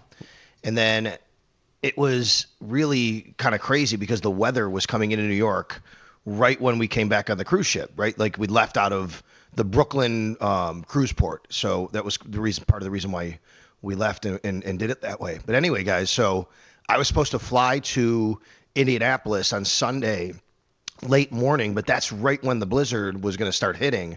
So I had to make a decision, and I told Yana, I said, if you drop me off in Newark and you guys drive back to Buffalo, I might get stuck in Newark. I don't know. So we actually, I drove back during the gold medal game, actually. Listened to the game mostly on the radio, and then we pulled over and watched overtime, which was incredible. Obviously, I'm there with Max, my 12-year-old hockey-playing son. How cool. It was awesome to enjoy that experience. And then flew here to Indy yesterday morning, and without a hitch, really, from Buffalo. And what's crazy is that cruise ship was supposed to leave back out because it's going on the same route, and they were still in New York. The cruise ship never left as of yesterday when they were supposed to. So anyway, I'm thinking about you with the open there and the chopper and going around and doing all that. Man, the travel around the Northeast right now. We have a few of our colleagues I know nationally and locally who are not going to be here today as they were scheduled. Was it warm enough to be like out on the deck of the cruise ship? Because I know even in like Florida today, it's like 50 degrees. It's a good question, Joe. So when we left, we knew this would happen. We had 2 days at sea where you basically stay inside, but you get warmer and warmer as you go down south, obviously. Right. Once we got to about maybe the South Carolina, Georgia area, it started to get warmer. And then we actually had decent weather in Florida. It wasn't like really hot, but it was warmer there. And then the Bahamas, went to the Bahamas too. It was in the 70s, and they had not been in the 70s in quite a while. And now they're back in like the 50s this week. Right. So we kind of threaded the needle a little bit there, I guess. What's Indy like? Indy is cold, like really cold. This morning it's in the teens. I know it's cold in Buffalo. Last night I checked. I was outside last night and I was walking back to my hotel room after dinner, and I said, it is cold out. I checked. It was 23 degrees. I think Buffalo was a little bit colder, but it felt really biting. that biting cold, in the middle of the city there. So that's what it felt like. But you guys know, I don't know, have you guys ever spent time in Indy? Have you ever been here? No. I've never been. It is. I will always say it's got more steakhouses than any place in the country, like per capita. Unbelievable amount of steakhouses. Great restaurant city. Great convention city. It's got the largest convention center you'll ever see in your life. Like the NFL Combine is so huge, and yet it takes up maybe a fifth of the convention center. Wow. Because it's so big and it just spreads for blocks and blocks, and there's always different conventions going on. And today, most of the work gets started today because that's when we're going to hear from GMs and head coaches. I believe I think Raiders, but I can't remember exactly who, but somebody gets going at 10 a.m. and that will kick everything off. And then throughout the day, sporadically, we'll hear from people. And then at 2 o'clock in that hour, we'll hear from Brandon Beane and Joe Brady. Okay, so Brandon Beane and Joe Brady both today. And interviews are underway with these teams, right? Like, Sal, I've been looking at the combine schedule. Defensive linemen, linebackers going first when they meet with the media, and then they get asked who they've talked to and all that sort of stuff, right? Like, so we'll find out. It seems to me, Sal, to be like the first draft board that we can put together. We all have ideas of what they might need, but the combine's a good way to find out who they're talking to, which is a good look into who they want more information on. Yeah, and you're right about that, Jeremy, which is the one question of it takes up so much time, but I get it. Like there's no great way to do it, but like a prospect stands up there. Now that will happen later this week. We won't hear from the prospects till a bit later, a lot of them, but they're doing their testing and their interviews. I'm sorry, their interviews with the teams right now, and then they'll meet with the media. But when they stand up at the podium, you'll just get people from local media shouting, "Did you meet with the Jets? Did you meet with the Bills? Did you meet with the Raiders?" And they try to answer those, and they're usually pretty good about it. But it takes up quite a bit of time, outside of whatever else you want to ask them. But yeah, that's when you generally find out because the team doesn't release that information. You also, the team doesn't. I almost wondered if it would be better if they did, because you do put the prospects in a tough spot, and then they're asked stuff like, "Oh, what would it be like? Do you think to play with Patrick Mahomes and Travis Kelce?" And then they talk about that. Like we have from the combine, however many years ago, JSN talking about what it would be like to play with Allen and Diggs. Like these guys are kind of put in this position to help everyone dream of them playing for their team, no matter who they are, what position they play. It's got to be tough for these athletes to kind of, to just constantly answer that question. I'll go a step further. Even remember last year, I think it was TJ Sanders who got a little gruff from Bills fans because somebody unearthed the video of him like saying Lamar Jackson was the best quarterback in the league. It was him, maybe it was Deion Walker, TJ Sanders, I can't remember. But yeah, those are the kinds of things you do. But when you're meeting with that team and you're excited to maybe, have that guy as your teammate, you're going to say things like that. So those things happen. And then the players do meet with the teams, and you guys remember the video of the Bills meeting with Kyrie Elam a couple years ago, right? And how that went, and him bringing out the notebook and things like that. You'll get some of that, but we don't know exactly who they meet, the full list, but we do know they get 45 interviews. They get 45 interviews that they can do while they're here. And I've been told, guys, it's kind of fascinating how it works. Like, I've been told by front office executives before that it's not just the interview. Like, they will literally, and people can think what they want about this stuff, but like they'll watch everything about the prospect without the prospect realizing they're watching. For example, someone posted up maybe in the hotel lobby when the interview is supposed to take place. When does the prospect get there? Who are they hanging out with? What are they doing? Are they there? If something happens, do they text timely enough? Like all these little things that you don't think about that they're thinking about because they're like, hey, if they're going to be a professional in our building and we're going to, rely on them to be to practice and be with the right people, we want to make sure. So I'm not saying it's the end all be all, but this is where it starts with that. Sal Capaccio joining us on the Western Hotline. Sal, of course, the Combine is about the draft, and this is also a time where we get franchise tags and rumors start to pop up because teams are all collected in Indianapolis, and maybe agents are talking to teams or agents are talking to agents. I wonder what you think about our Twitter poll we have up today, but it's about free agency. The legal tampering period in the NFL starts in less than 2 weeks. It's 2 weeks from yesterday. And I asked, do you want the Bills to, and do you think the Bills will, have a new second highest paid player, which would come in ahead of Deion Dawkins. Deion Dawkins is their second highest paid player, like roughly $20 million per year. And if they're going to go hunting anybody of true significance in free agency, it might take that number, right? Like Mike Evans, if you want that, if you want Alec Pierce, even if they want to trade for a Max Crosby, A.J. Brown, like up and down the list. Do you think this is an offseason where they will decide that they need a bigger kind of fish to pull into the boat? So I'm wondering, wouldn't like Joey Bosa have been this last year, or was Deion ahead of him? I'm looking. Oh, well, Deion, I guess. way above. Bosa was not $20 million a year. No, He was like 12 or 13. Yeah. Oh, you know what Yeah. it was? He signed $20 million, but it was spread because of the void years. Yeah. That's what it was. He got that money. No, I think his cap, because his cap at last Right? year was like 7, and this year it's 7. Yeah, I'm talking not total value, but Yeah. average annual value of 20 or more. I totally get it. Yeah. Yeah, I mean, I'd be all for it. I mean, you go do that. That means you're taking a big swing. Why not? I mean, this team needs to do that. And without knowing who that is, we could all quibble at the time and go, well, that guy's not worth it. I totally Right. get that. But if you go out there and you sign a guy like that, that means that the Bills are trying to add, what we've all said they need to add, which is high-end talent. That's what's held this team back. Not having studs, not having superstars other than Josh Allen. I think that's been kind of the refrain of the last several years. And if you go out and get a guy like that, then they believe they're adding more elite talent to this team. So without knowing who the player is, sure, I'd be all for that. Now, that would certainly hurt your depth. It would hurt your ability to have guys down the bottom of the roster. But this team has pretty much operated from the bottom up, I think, in a lot of ways when it comes to building the roster. And it's allowed a lot of sustained success. There's no doubt about that.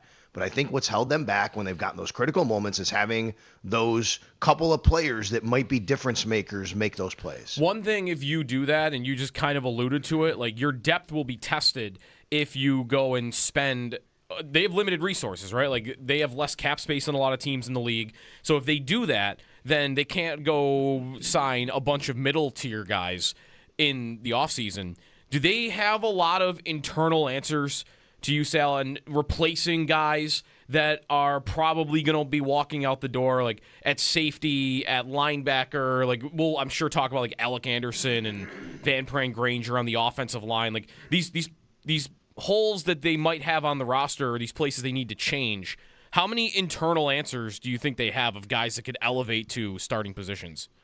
Well, that's a good question. I guess the first thing I would have to know, Joe, and we don't totally know this yet, is what the defense is going to look like, because then we need to know, who the starters are there. So let's just say, they're not going to have Matt Milano. Well, that's a different position this year, right? Because you do have Terrell Bernard, who's going to play inside linebacker in a 3-4, predominantly if we're going to think about the traditional sense of what a 3-4 would look like. He's going to play there. Who's next to him? Is that Dorian Williams? That's a question right there of what you're asking. Do they have that guy? Yeah, I think they have that guy on the roster. I think the question is, like, how does that guy fit into the new defense? But he's probably right there. I think Tre'Davious White is a free agent, but you could say Max Harrison could step right there. I think they do have to find somebody at safety. They do have Taylor Rapp on the roster. As of this moment, though, I would think you'd probably move on from Taylor Rapp. You'd save over $3 million. You find a new safety.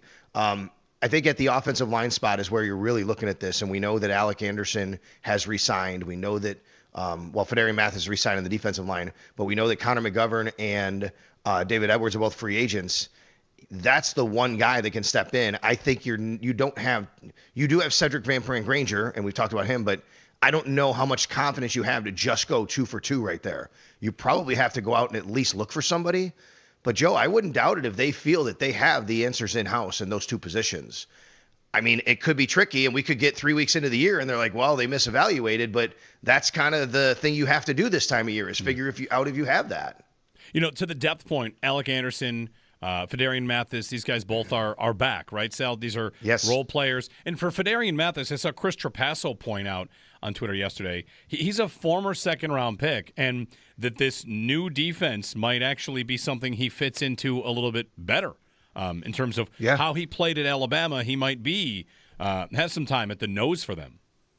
100%. Yeah, guys, he was the 47th overall pick just 4 years ago. I mean, the guy, he played, Alabama for 4 years? Comes into the NFL, 47th overall pick. He's got pedigree.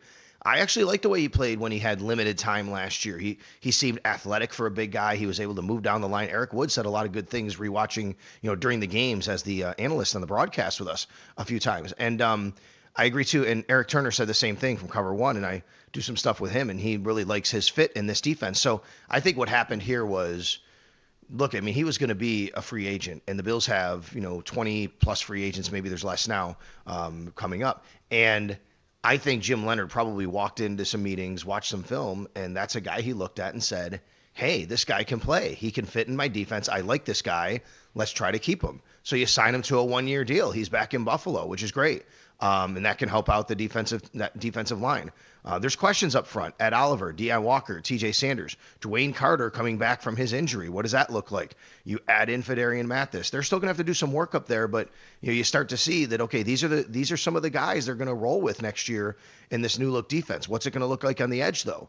Greg Rousseau, Michael Hoyt, obviously the injury, we know that. What are they going to do with AJ Epinesa? He's scheduled to become a free agent. He's played pretty solid for this team. He hasn't been, an all-pro type of player, but he's played, meaningful snaps. He's done some nice things. Does he fit in this new defense?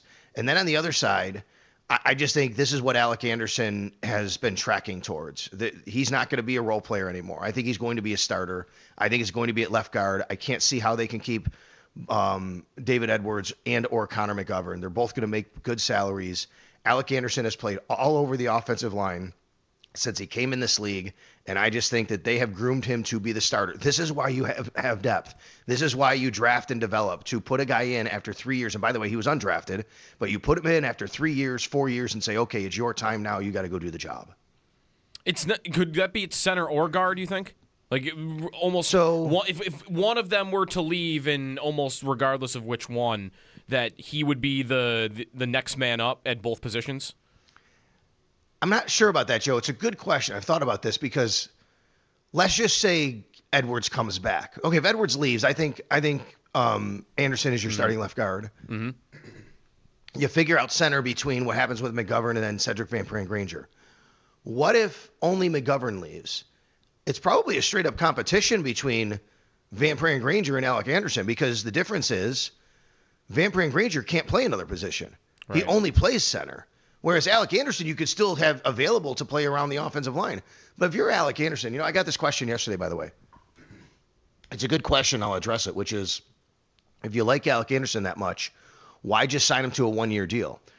And the answer is, well, he was going to be a restricted free agent. So the Bills had to give him a minimum tender offer of about $3.5 million a year. They actually signed him to less money than that to make sure but he's getting 1.8 guaranteed. Now, part of the reasoning would be, you just do this now, you get it done and over with. He knows he's going to be the guy, but maybe he said, hey, I don't want to sign a 3-year deal. I'm going to start, play 17 games and make good money next year as a free agent, right? Like, he has that ability to do that. So I think you can see what's happening here, which is, I think both sides realize he has an opportunity to be a starter next year, for 17 games, and then he's going to try to parlay that maybe into being a free agent and see where it takes him. Sal Capaccio joining us on the Western Hotline from Indianapolis, where the Combine gets rolling. Sal, the Combine itself is, zoom out and league stuff, and you're talking to other people around the league. What's the chatter there? Like, is it free agency? Is it dominoes to fall? Is it about this draft, which many are saying it's just not that impressive of a draft, whatever reason that might be. Sometimes that comes down to like the quarterback sexiness factor, whatever, like how many there are in the first round. Like what is the chatter around there this week so far? I think the chatter has been what's going to happen with some of these bigger names we've been hearing about. Max Crosby, Trey Hendrickson, Tua, Kyler Murray. Like, this is not a year where there's a total flux in quarterbacks, but we could get some names added to the mix, and it appears as though that's going to be the case. And guys, honestly, like, Malik Willis is the number one free agent quarterback. Mm-hmm. And no disrespect to Malik Willis, but in most free agent years, he's not the number one quarterback, right? This guy is going to be he's going to be kind of coveted. Oh, you think he could be? Well, you don't often get free agent quarterbacks. That's the thing. Right. Well, that's true. It's usually Daniel Jones or... I think you're both right to some extent. Like, yeah. I don't think you often get, like, the star-level quarterback that makes it to free agency. But also, like... Kirk Cousins. I think Kirk Cousins. Yeah, I would say you usually get a guy more experienced than a guy like this. Like, Willis has attempted 150 passes in his carear. They've been really good. I mean, they have been pretty good. Yeah, that's right. I think about a Cousins. I think about a Sam Darnold, right? There you go. Like... Can I make a quick case for Malik Willis? Just a very quick case for him. Uh-huh. Oh, well, first of all, I really do like Malik Willis, but I just think that's a kind of an interesting name to have the top of the leaderboard here. Sure. I just think, like, the rebirths, like Baker and Darnold going kind of all the way down to Boston and coming back. Malik Willis didn't go through that, but he was at one point thought to be a first-round pick. There's a ton of talent there, and it didn't happen, and he slips into, like the fourth round? Third round, I think. Third round. Yeah. So I just wonder if there's not a personnel guy out there who thought, like, we had him as a first-round pick that year and didn't take him. And then we saw him playing Green Bay. I don't think it's crazy at all to think that this guy could have a bright future. No, I totally get that. And I think right now the conventional wisdom is he'll go to Miami because their coach just came from Green Bay. So there's a connection there. He knows him, but we'll see because Kyler Murray, if they move on from him, word here is that Arizona would be very interested in him. But that just goes to show you the point of Malik Willis is going to be in a bit of demand here. But that's kind of been the storyline is, some of these names. Yeah, the draft itself, this isn't a top of the draft kind of real, oh my God, what's going to happen with some of these guys? We've come here to the combine where there's like 10 guys, 7 guys. You're like, oh my God, where are these guys really going to go? That hasn't been the thing this year. I think it's more about what you said, Jeremy. There's a good draft class in a lot of ways for a lot of positions, right? And like I'm talking to the guy, somebody covers the Seattle Seahawks yesterday. I'm like, I know it's a weird question, but what do the Super Bowl champions have to do this offseason, right? Like, what's their issue? He said, because of Charbonnet's injury, they're going to be in the running back market. And then he stopped. He goes, but it's a really good running back class, right? Mm-hmm. So that goes to your point of like, there's some depth here at some positions. Linebacker, that helps the Bills. I think it's a good linebacker class. But the talk this week has been pretty much, I think, about what's going to happen with some of these bigger names that we've been hearing about that could be released, that are still out there, trade candidates, people like that. And then, there's a little bit on the rules stuff. That started percolating yesterday. There's nothing on the tush push specifically, but there is an aiding the runner discussion going on, which could impact the tush push. Aiding the runner is more of what happens in the open field or in those big piles when people start pushing, when a guy goes and starts pulling the runner forward. We could get something that kind of curtails that a little bit. So that's going to be something discussed. Obviously, something with replay, a little bit of alignment stuff on the kickoffs, nothing sweeping like we've seen the last few years. So those are kind of the things that the league level is talking about. Is it surprising that they're not going to be going after the tush push again? Because didn't that come close last year, and then now it's just not on the docket, really?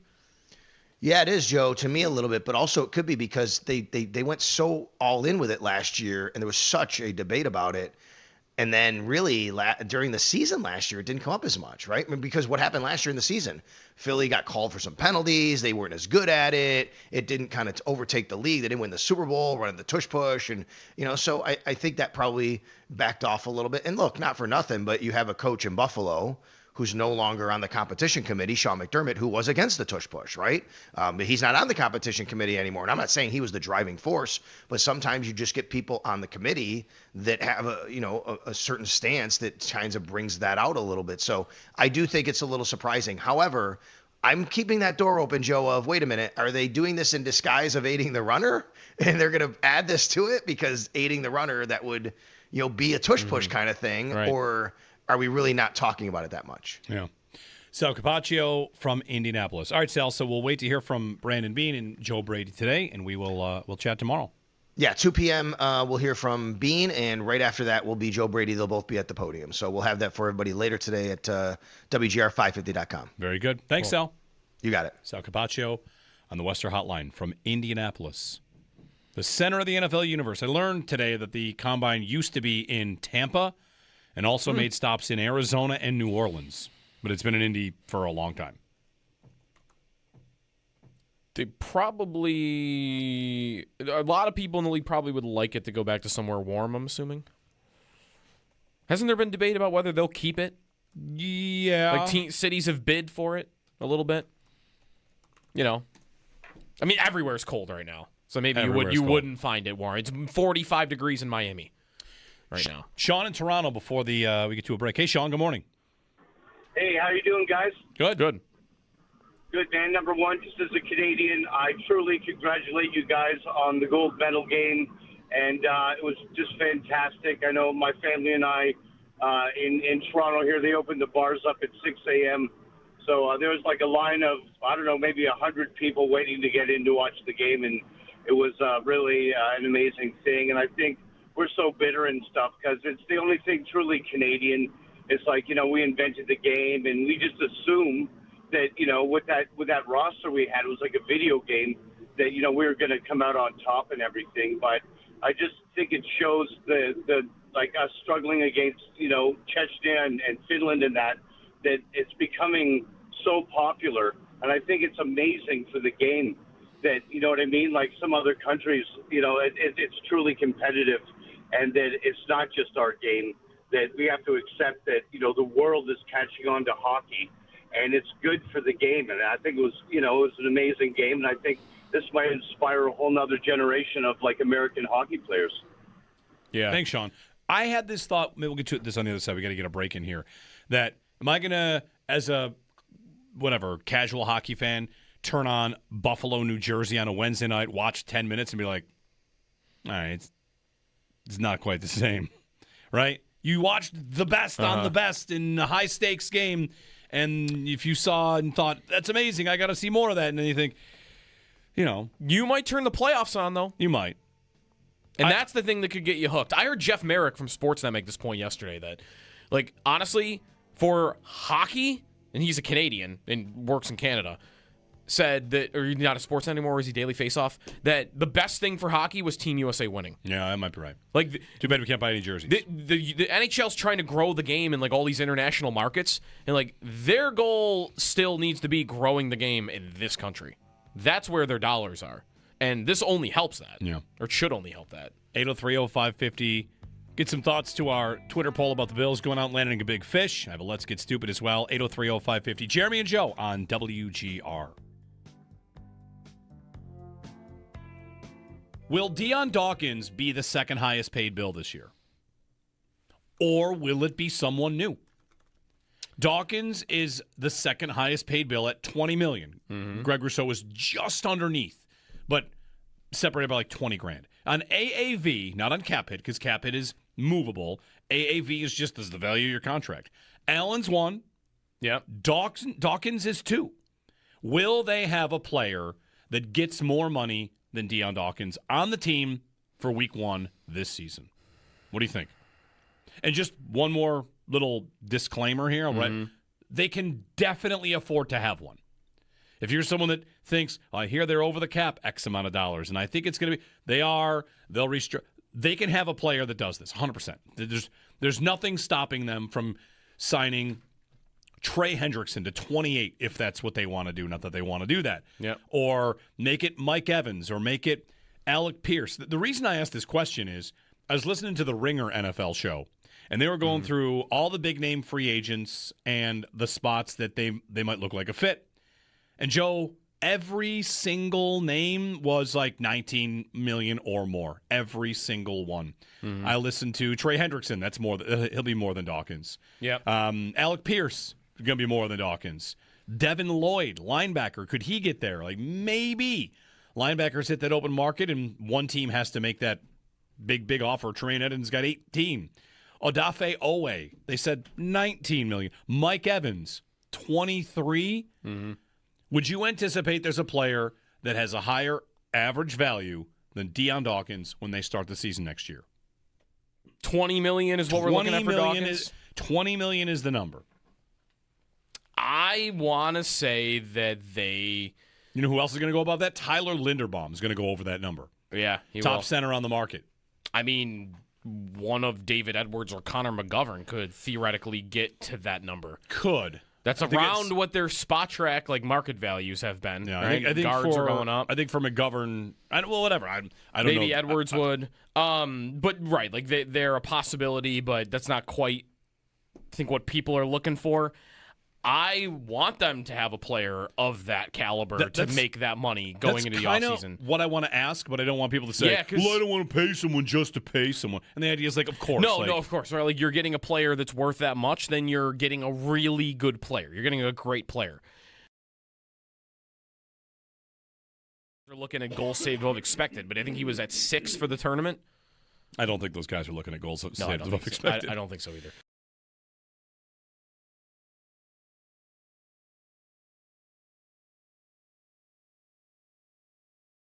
He did set the Olympic record in points, by the way, which is why I think he won the MVP. And I will even say, I think it is a little wild he won the MVP. I do too. That Hellebuck did not win the MVP. I looked it up. This tournament never gives it to the gold medal winner. It's been since 2002 that when NHLers have participated, that the Olympic MVP has been on the gold medal winner.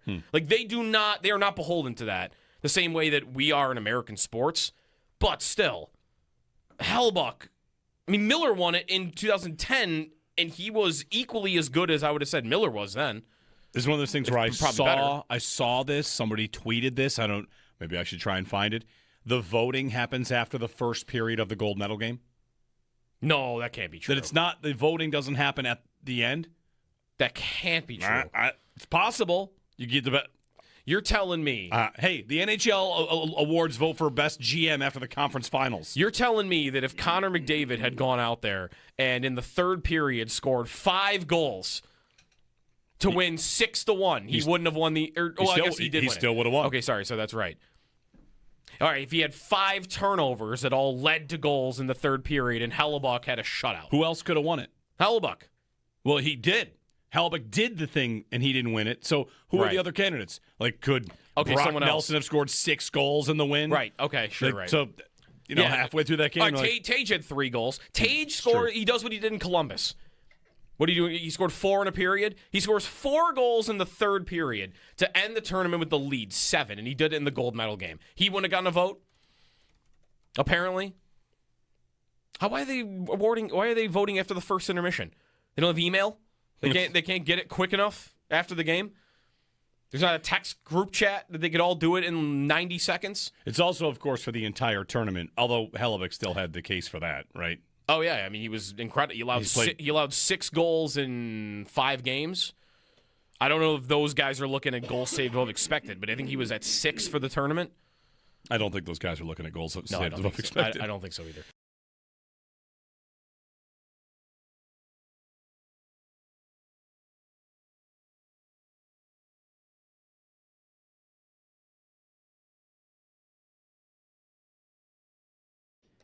The Sabres almost back in action. Only one more day till their return in New Jersey. Our own Paul Hamilton reports. Head coach Lindy Ruff said Ukko-Pekka Luukkonen will be available starting tomorrow. He hadn't gotten the results yet on testing with Zach Benson.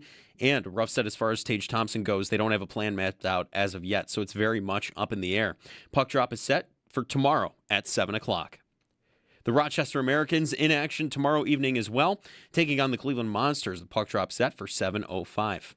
The NFL Combine has begun with the interview portion of the event. We'll be waiting to hear from Bills General Manager Brandon Beane and Head Coach Joe Brady. For all of your Combine updates, you can follow along with Sal Capaccio's piece up on our website, WGR550.com. The Bills have also re-signed offensive lineman Alec Anderson and defensive tackle Fedarian Mathis, each to 1-year contracts. Looking around the NFL, ESPN's Adam Schefter reports it would take a Micah Parsons-type package if the Raiders were to trade Max Crosby this offseason. The Patriots released running back Antonio Gibson, and Najee Harris was seen running 5 months after undergoing surgery to repair a torn Achilles. News from the Combine. The NFL would like a do-over on 5 instant replay rulings from the 2025 regular season, but not on the interception ruling during overtime of Bills-Broncos in the playoff game. Per Troy Vincent, Executive Vice President of Football Operations for the NFL, they believe the call on the field was correct. And in boxing, Floyd Mayweather not only fighting Mike Tyson in April, he will be fighting Manny Pacquiao in September. Safe to say he's officially out of retirement. That's your Paddock Chevrolet Sports Headlines. Paddock Chevrolet, with you for the extra mile since 1935. I'm Joe Cali on Western New York's Voice of the Fans, WGR.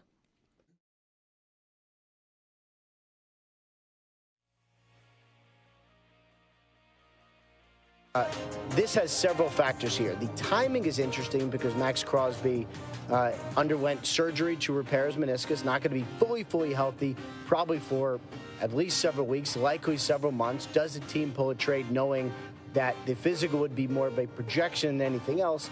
And then you're right. I mean, what Indianapolis is about, besides watching the players run in the field behind us, is walking the hallways and bars and restaurants and running into people. I would imagine that Crosby's agents, C.J. LeBoy and Doug Hendrickson, and Raiders general manager John Spytek are going to get to have all the conversations they want, to have all the information they want on what could be out there before we realize or learn, is Max Crosby going to stay? Ian Rappaport, the latest on Max Crosby. Good morning, Jeremy and Joe. Jeremy White. Sneaky Joe DiBiase here on WGR. If it's going to take a Micah Parsons trade package for Max Crosby, good luck with that. Have a good time. Not doing that. Not interested. No thanks. No, me neither. Not close. Also, there was a report or rumor that the Bengals have been considering the idea of a tag and trade for Trey Hendrickson. So Crosby sounds more expensive than what I was thinking, and now Hendrickson might actually cost something. A tag and trade could work, because a team would be able to not feel like they need to beat everybody to the contract. Right. It's, hey, Cincinnati, we'll give you a third-round pick.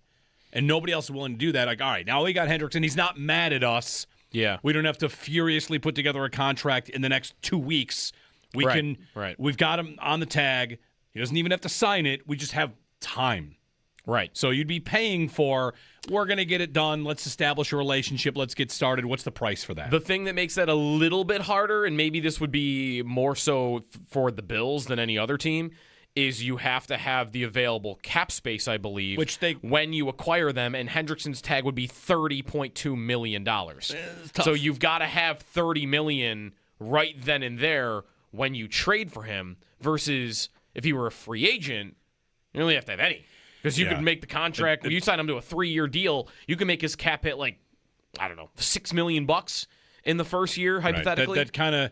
That you're right. That makes it a little harder. That makes it a lot harder for the Bills because they think the most they can really get is about $40 million, and they would shut down their whole offseason just until they get him extended into a deal that's under 35, whatever the cap. Which maybe they would be able to do like right away, and it wouldn't be as big a deal. But it's just another moving piece that doesn't make it any easier. Right for him. 803-0550. To this point, they have a Twitter poll up. Do you want the Bills to have a new second highest paid player on the team? Currently, it's Deion Dawkins. There's a big gap from Allen to Dawkins, the Bills' second highest paid player, is $20 million. And the reason I got to this question, I was listening to the to the Ringer NFL show, and they ran through every free agent and their best fits: Hendrickson and Alec Pierce, Devin Lloyd, Odafe Owe, Mike Evans, and again, the number just coming up like, maybe like $20 million for this guy. And I started thinking, if the Bills are going to go hunting for a big name, Crosby, or if you want to be a trade like A.J. Brown, they're going to have a new second highest paid player. And like to me, that's the true barometer or whatever. That's the bar. Did they get a big name in the offseason? Does he make more than Dawkins? Is that unfair? No. The biggest name I can think of that doesn't make more than Dawkins, like you said, would be someone that's about to. Like they trade for you said Brian Thomas Jr. Maybe in 2 years he makes more than Dawkins, sure. Or if they trade for Olave, he would immediately on a contract be worth more, making more than Dawkins on average annual value, not on cap hit. So someone on a rookie contract that is someone's about to be your second highest paid going player. To be paid. That to me is the test. If you sign a defensive end for 14 per, and like, well, I really like this fit. It could be a good player. Yeah. But a real big fish to pull in the boat is your second highest paid player. And I want to read one quick response here I got from Brian, who tweeted in. I feel we need more depth than another high-end talent. I'd rather not pay Greg Rousseau $20 million. Stuff that is killing our cap with zero productivity from him. I take a pack of guys you can build up from average to great. That's where great teams become elite. And listen, if you want to undo Rousseau, tough. Like you can't. You paid him.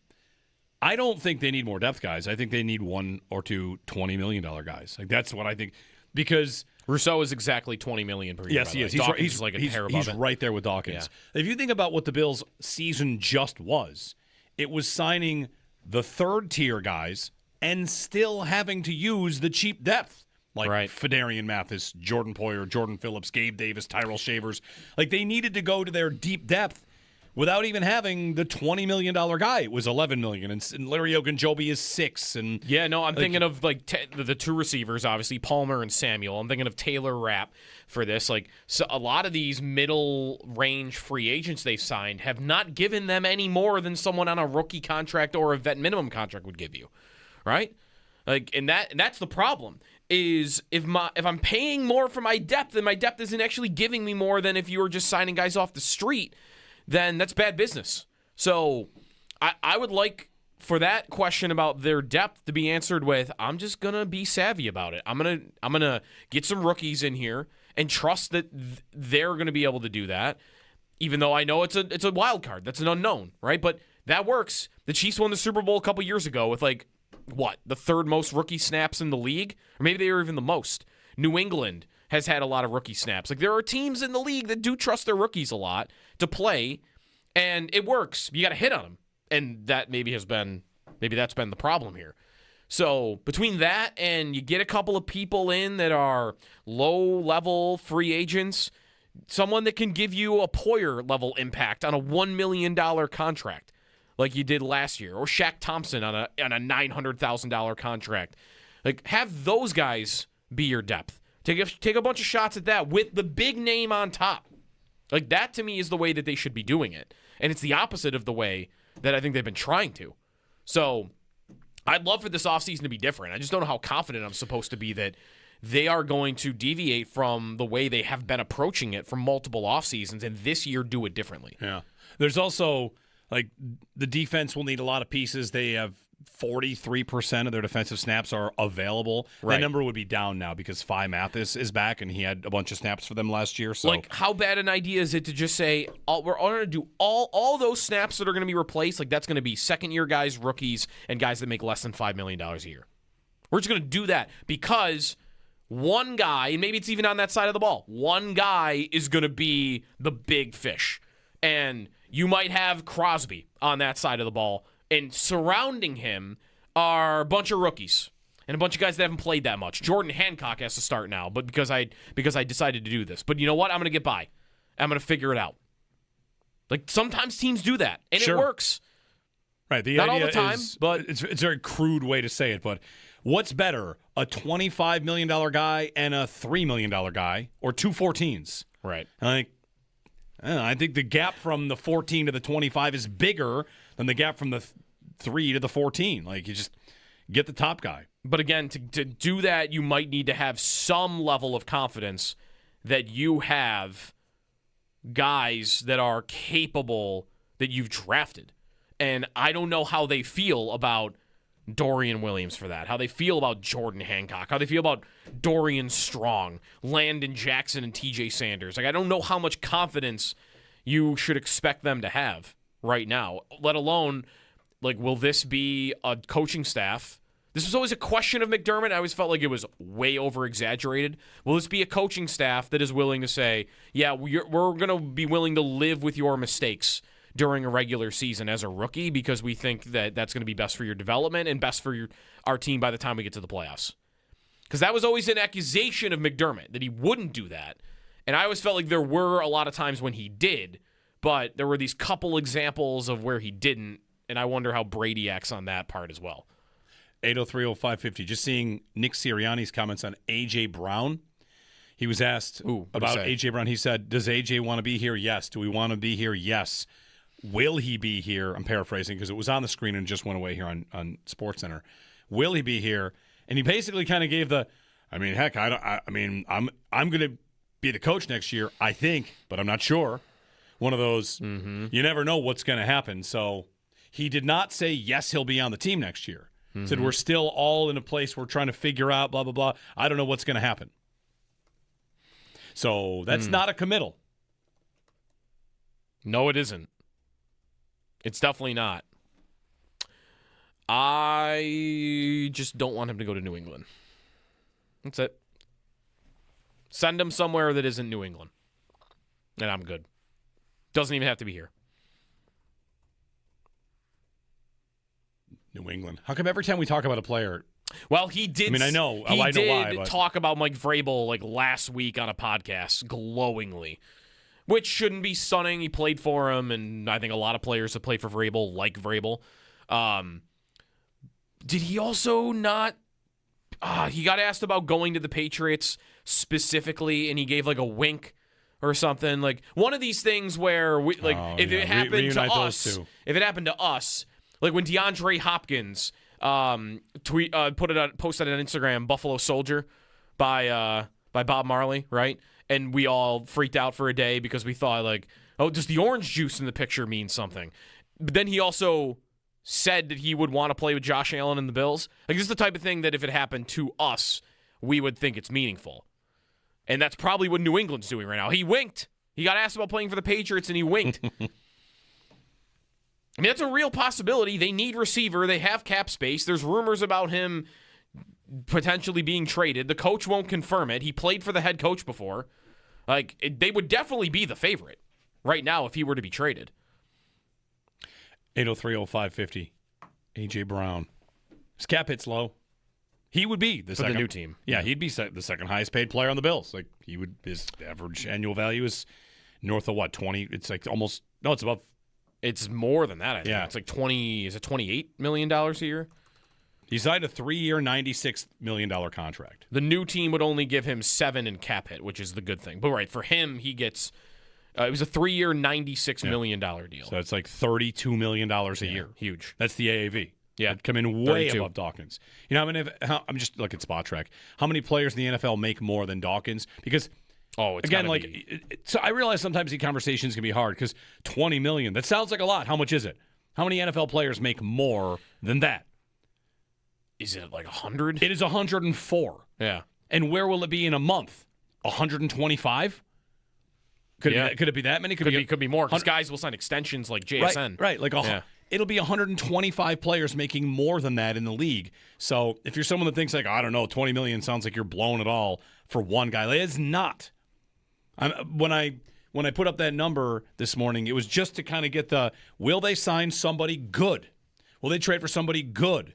Not, what do you think about Myles Garrett? You know, what do you think about, I get it. Like, those guys are over 20 also, but 20 million is not that big. This is where I can give you the stat of the day, which is brought to you by Jan's Smoke Shop 2 and Gasmar, or everything about Jan's Smoke Shop is smoking. It's kind of a stat of the day. And I just want to, because I was, again, putzing around at Spot Track.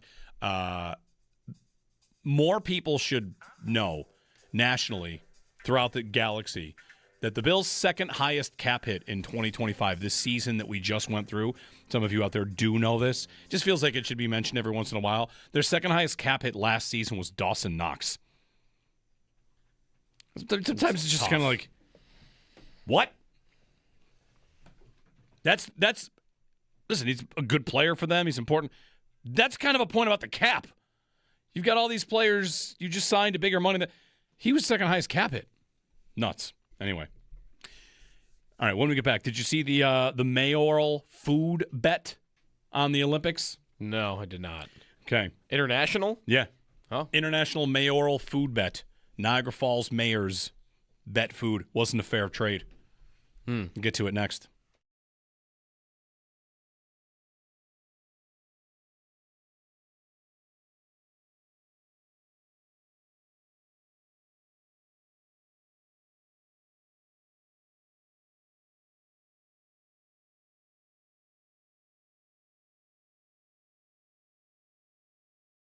One thing, if you do that, and you just kind of alluded to it, like, your depth will be tested if you go and spend. They have limited resources, right? Like, they have less cap space than a lot of teams in the league. So if they do that, then they can't go sign a bunch of middle-tier guys in the offseason. Do they have a lot of internal answers to you, Sal, and replacing guys that are probably going to be walking out the door, like at safety, at linebacker? Like, we'll, I'm sure, talk about like Alec Anderson and Van Pran Granger on the offensive line. Like, these holes that they might have on the roster, or these places they need to change. How many internal answers do you think they have of guys that could elevate to starting positions? Well, that's a good question. I guess the first thing I would have to know, Joe, and we don't totally know this yet, is what the defense is going to look like, because then we need to know, who the starters are there. So let's just say, they're not going to have Matt Milano. Well, that's a different position this year, right? Because you do have Terrell Bernard, who's going to play inside linebacker in a 3-4, predominantly if we're going to think about the traditional sense of what a 3-4 would look like. He's going to play there. Who's next to him? Is that Dorian Williams? That's a question right there of what you're asking. Do they have that guy? Yeah, I think they have that guy on the roster. I think the question is, like, how does that guy fit into the new defense? But he's probably right there. I think Tre'Davious White is a free agent, but you could say Max Harrison could step right there. I think they do have to find somebody at safety. They do have Taylor Rapp on the roster. As of this moment, though, I would think you'd probably move on from Taylor Rapp. You'd save over $3 million. You find a new safety. I think at the offensive line spot is where you're really looking at this, and we know that Alec Anderson has re-signed. We know that, Fedarian Mathis re-signed on the defensive line, but we know that Connor McGovern and David Edwards are both free agents. That's the one guy that can step in. I think you do have Cedric Van Pran Granger, and we've talked about him, but I don't know how much confidence you have to just go 2 for 2 right there. You probably have to go out and at least look for somebody. But, Joe, I wouldn't doubt it if they feel that they have the answers in-house in those two positions. I mean, it could be tricky, and we could get 3 weeks into the year, and they're like, well, they misevaluated, but that's kind of the thing you have to do this time of year is figure if you have that.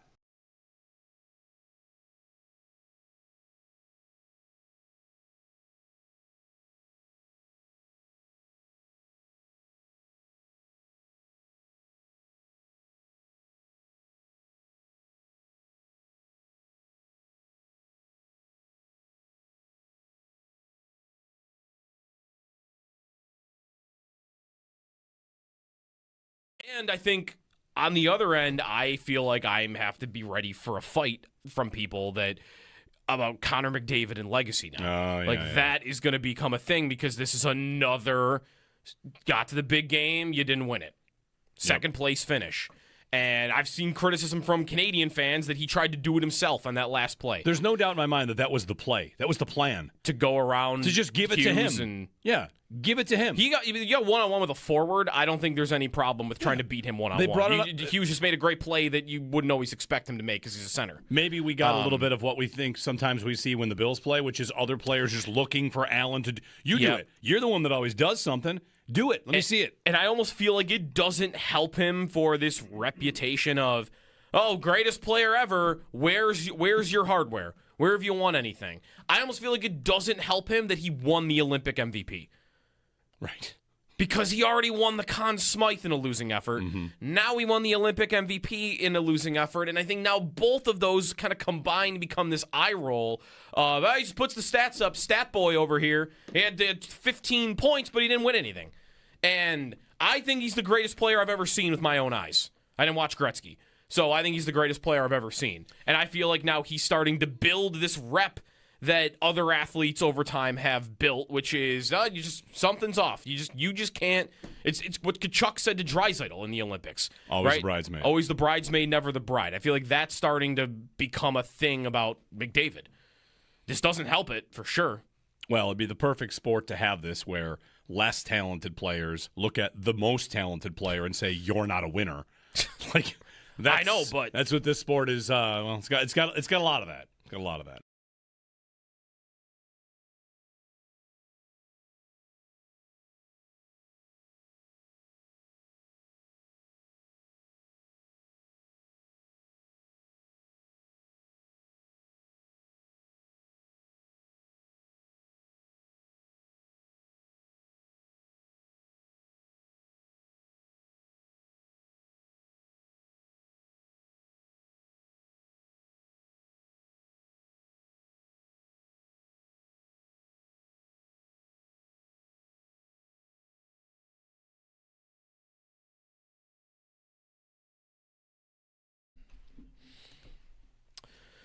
Be caller 5 right now at 716-221-4WGR. Win a 4-pack of tickets for one-day admission to the Western New York Sport and Travel Expo, which is coming to the fairgrounds in Hamburg on March 7th through the 9th.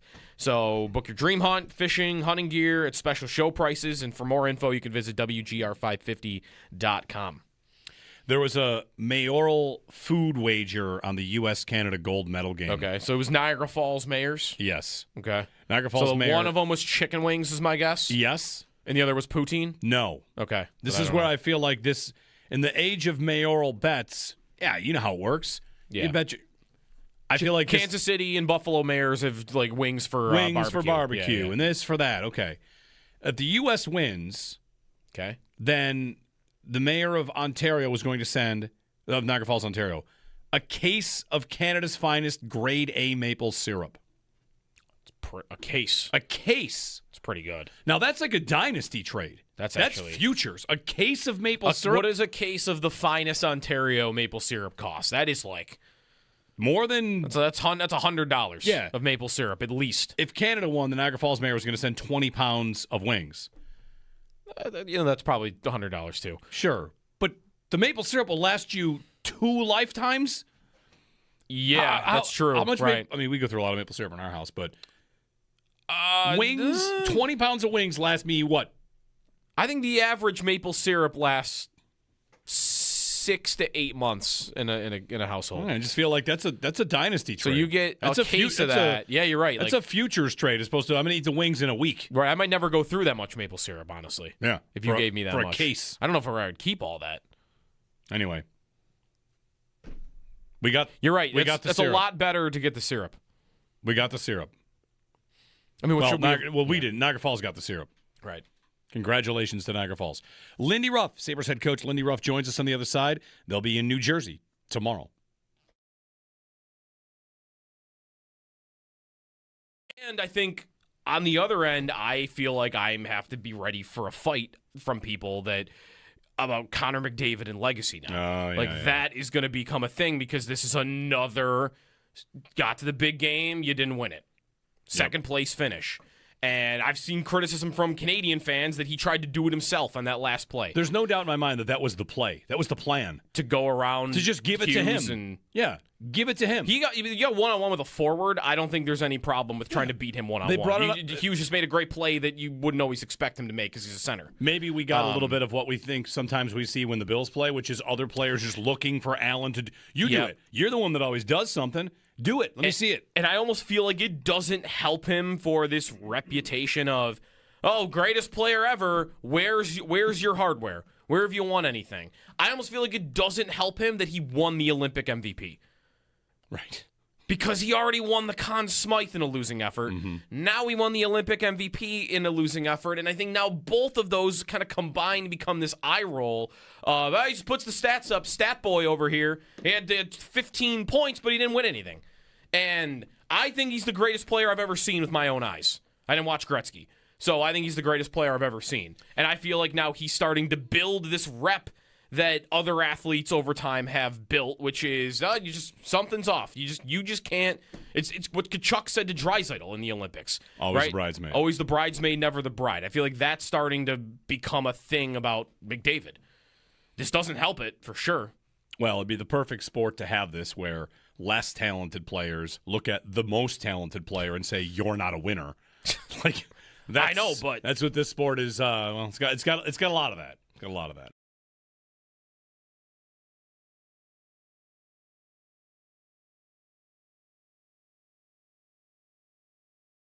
So Canadians, players, you came away from this tournament with one different, something added to their resume. And what you feel about that? That would be the opposite for me because I love Nathan McKinnon, and I don't necessarily love how he came out smelling at the end of the gold medal game, especially, making a comment in the post game. Did you feel like the added context to what he said made it less bad? It did. I don't know if they're very skilled. They won. We lost. It makes it better, but not. It doesn't.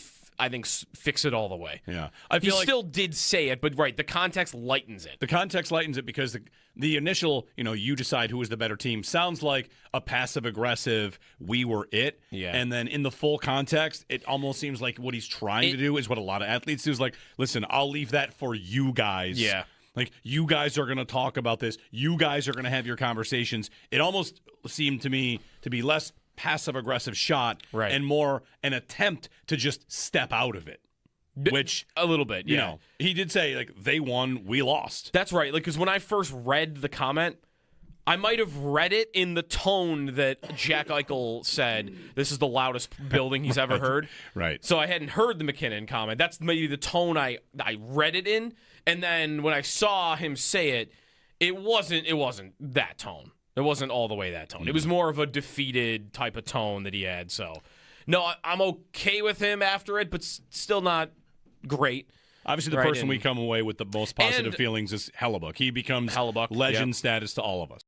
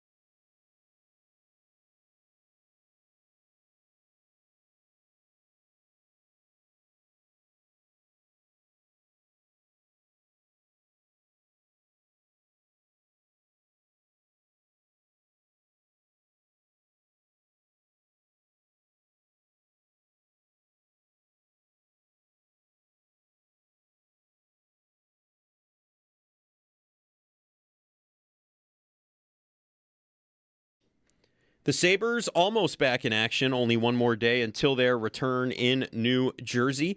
Our own Paul Hamilton reports that Sabres head coach Lindy Ruff said Ukko-Pekka Luukkonen will be available starting tomorrow. He hadn't gotten the result yet on the testing with Zach Benson and Tage Thompson. They don't have a plan mapped out as of yet, so it's very much up in the air. Puck drop is set for tomorrow at 7 o'clock. The Rochester Americans, they're in action tomorrow evening as well, taking on the Cleveland Monsters. The puck drop set for 7:05. The NFL Combine has begun, and the interview portion of the event will be awaiting more from Bills general manager Brandon Beane and head coach Joe Brady. That'll be at 2 p.m. today.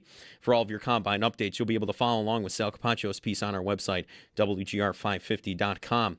The Bills also have re-signed offensive lineman Alec Anderson and defensive tackle Fedarian Mathis, each to one-year contracts.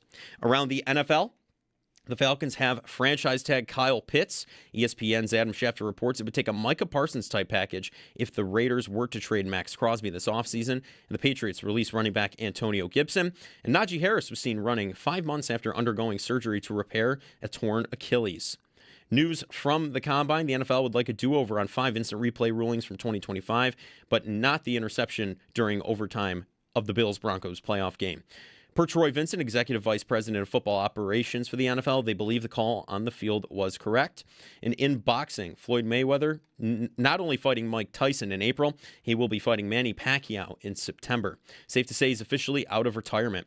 That's your Paddock Chevrolet Sports Update. Paddock Chevrolet, with you for the extra mile since 1935.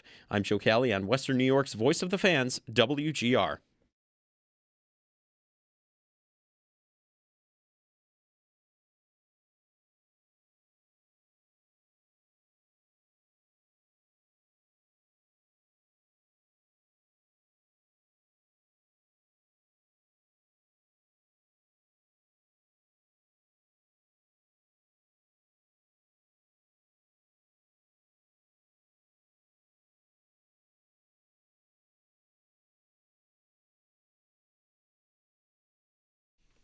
All right, we're waiting on Sabres head coach Lindy Ruff. As we now are responsible on the clock and times and when we're supposed to be in and out of segments, our guests may have to readjust. Like, well, usually you call 8:05 or 8:07 or something. Yeah, we're changed. We're new. Now that WGR is available in, Buffalo, Rochester as well. We're sticklers for the clock now. So we're going to be on time these days. It's we're living that Tom Coughlin life now, Joe. If you're on time, you're 10 minutes early. If you're on time, you're late. Yeah, right. Sabres head coach Lindy Ruff. That means we're late, though, because I think we were right on time. I don't know. We weren't early. Lindy Ruff joins us on the Western Hotline. Lindy, good morning. It's Jeremy and Joe. Good morning, gentlemen. How are you? All right, Lindy, we talked to Paul yesterday, and he said you pointed out that you're American and Canadian. I got to know when the shot by Jack Hughes goes in, did the arms go up in the air? Like what's the honest, immediate reaction? You can only have one. They didn't go up. All right. We were a family torn because my kids were born here in the U.S. and got a couple kids cheering for U.S. And obviously I was involved with the Canadian team for a couple of the Olympics. And first and foremost, I was really happy for Tage Thompson. Second, I coached Jack Hughes. I was really happy for him. And, what an Olympics it was. The games were incredible. A lot of them went to overtime. The final game had everything in it. So I was a huge hockey fan, really, for that game. Yeah. It was an incredible kind of feeling to be up early in the morning and feeling like the country was focusing in on hockey again. And, Lindy, there's been a lot said about the 3-on-3 finish. And, the NHL doesn't do that in the biggest games, but this is its own kind of standalone tournament. What's your feeling on that? Just that they chose to finish it that way. And, for better or for worse, that's how it finished. No, for sure. Going into this tournament, that is going to be part of the protocol. And, we play 3-on-3 here and get in the playoffs.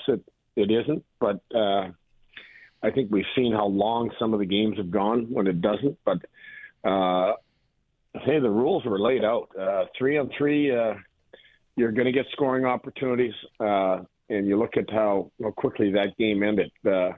but every team knew going in, and you looked at the games that were decided to get to the gold medal game.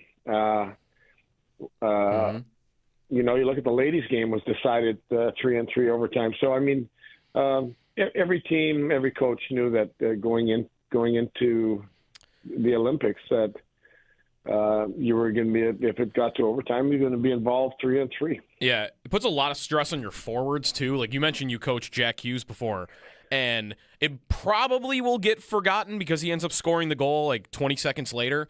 But he's got to defend McDavid one-on-one in overtime right before that. And I'm sure that's a position that a lot of forwards, other than in overtime, are never faced with. Well, I mean, you made a great point. We watched the play. You know, and our comment was he did an incredible job. I mean, McDavid is coming down full speed. He did a real good job as a forward, skating backwards and angling and staying in front of him. That was one of those situations where McDavid could have went right by him, and I thought he played it as good as he could. Even as a defenseman, it was played well. But he made an incredible defensive play on that too. That I'm sure a lot of people wouldn't have noticed, but great pickup by you guys. Yeah. Did you? How did you feel about Tage's play also throughout the entire tournament? He tied for the team lead in goals. There was a lot of power play opportunities for him. It also felt like even in that gold medal game, even though he didn't play a ton, like the U.S. wasn't generating a lot of chances, and he had a couple of them. Yeah, he had a couple of great opportunities. I thought he really had a good tournament. You know, when you go into a tournament like that and you've got, 13 of the best forwards in the U.S., and they're trying to divvy up ice time, and there was times I thought he could have played more, but there's a game plan with every coaching staff. It looked like power play was going to be one of the big things for him. I think the U.S. team got into some matchups in the last game that kept his ice time down, but I thought he had two of the better chances. I didn't think the U.S. had a lot of scoring chances in that second and third period, but I thought Tage had two of the better ones. Yeah. It was a thrilling game, of course. And, we look forward to the next Olympics. I already saw preliminary rosters for next year, or not next year, in 2030. But I did see Tage as an early lock for 2030. Like he should be there again. I think it's a I don't know, Lindy. People here in Buffalo have watched his career. He kind of started out, it was slow, it didn't look too good, and then he had this meteoric rise. And I don't know if I'm sure he has these moments. I have these moments where I'm watching him and thinking, man, what a glow up for him to go from, guy that might make it. He's got a lot of talent too. Oh, he's on power play number 1 in the gold medal game. I really felt great for him. Yeah, and I think that's the biggest thing is I'm so happy that. I mean, you look at our team and our city here, and we have a gold medalist, and he played so well and was a big part of them winning gold. I didn't really pay a lot of attention to Tage early. I had him last year and this year, and I think he's earned everywhere he's gotten to. And offensively, he's really worked hard in his game away from the puck. I think his fitness level is at the top of the list here amongst our guys. So he's a good example for all the young guys that are coming in. And there's things you get to control, and I think he's been able to control the things that make the biggest difference in the game. Become a good player away from the puck, which gets you more ice time. Have elite fitness, which I believe he's at that level right now. So the things he can control, he's controlled, and he's put himself in a great position to become one of the best players in the league. How easy do you think it'll be for him? And maybe you've had guys like this before. You would have had Hasek and Schmelik, right, in 98. Guys that have won gold, dialing back into, that's one mission accomplished, but there's another mission over here at home that also needs to be accomplished. I think that's the challenge. I think all those players are on such a high and have and the right to be on that high. I know we're chasing our dream of continuing the way we played, and it is to get him back and get him back in the right space. But at the same time, let him enjoy the moment with all those other guys. Hopefully we see him, later today or possibly tomorrow is the plan. But I've traded text with him, and he's excited to get back and get going with the rest of the guys here and continue what we've been trying to build. Yeah, they were down there in Florida, and there's weather around the country too. Would there be a time where you would feel like you want him here to play tomorrow? Like, would it necessarily be needed, you think, for him to get a skate in first, or could he potentially go right in? I think he'd potentially go right in. He's been skating now for a couple of weeks, and although they've had a couple of days off, every guy will be in the same category. New Jersey will have Hughes, and Florida will have their players. So there's players around the league that will be in the same situation. There may be some players that, and then depending on where Tage is at, I'm hoping he plays. There's a chance maybe he doesn't, but I'm assuming right now he'll be a player for us.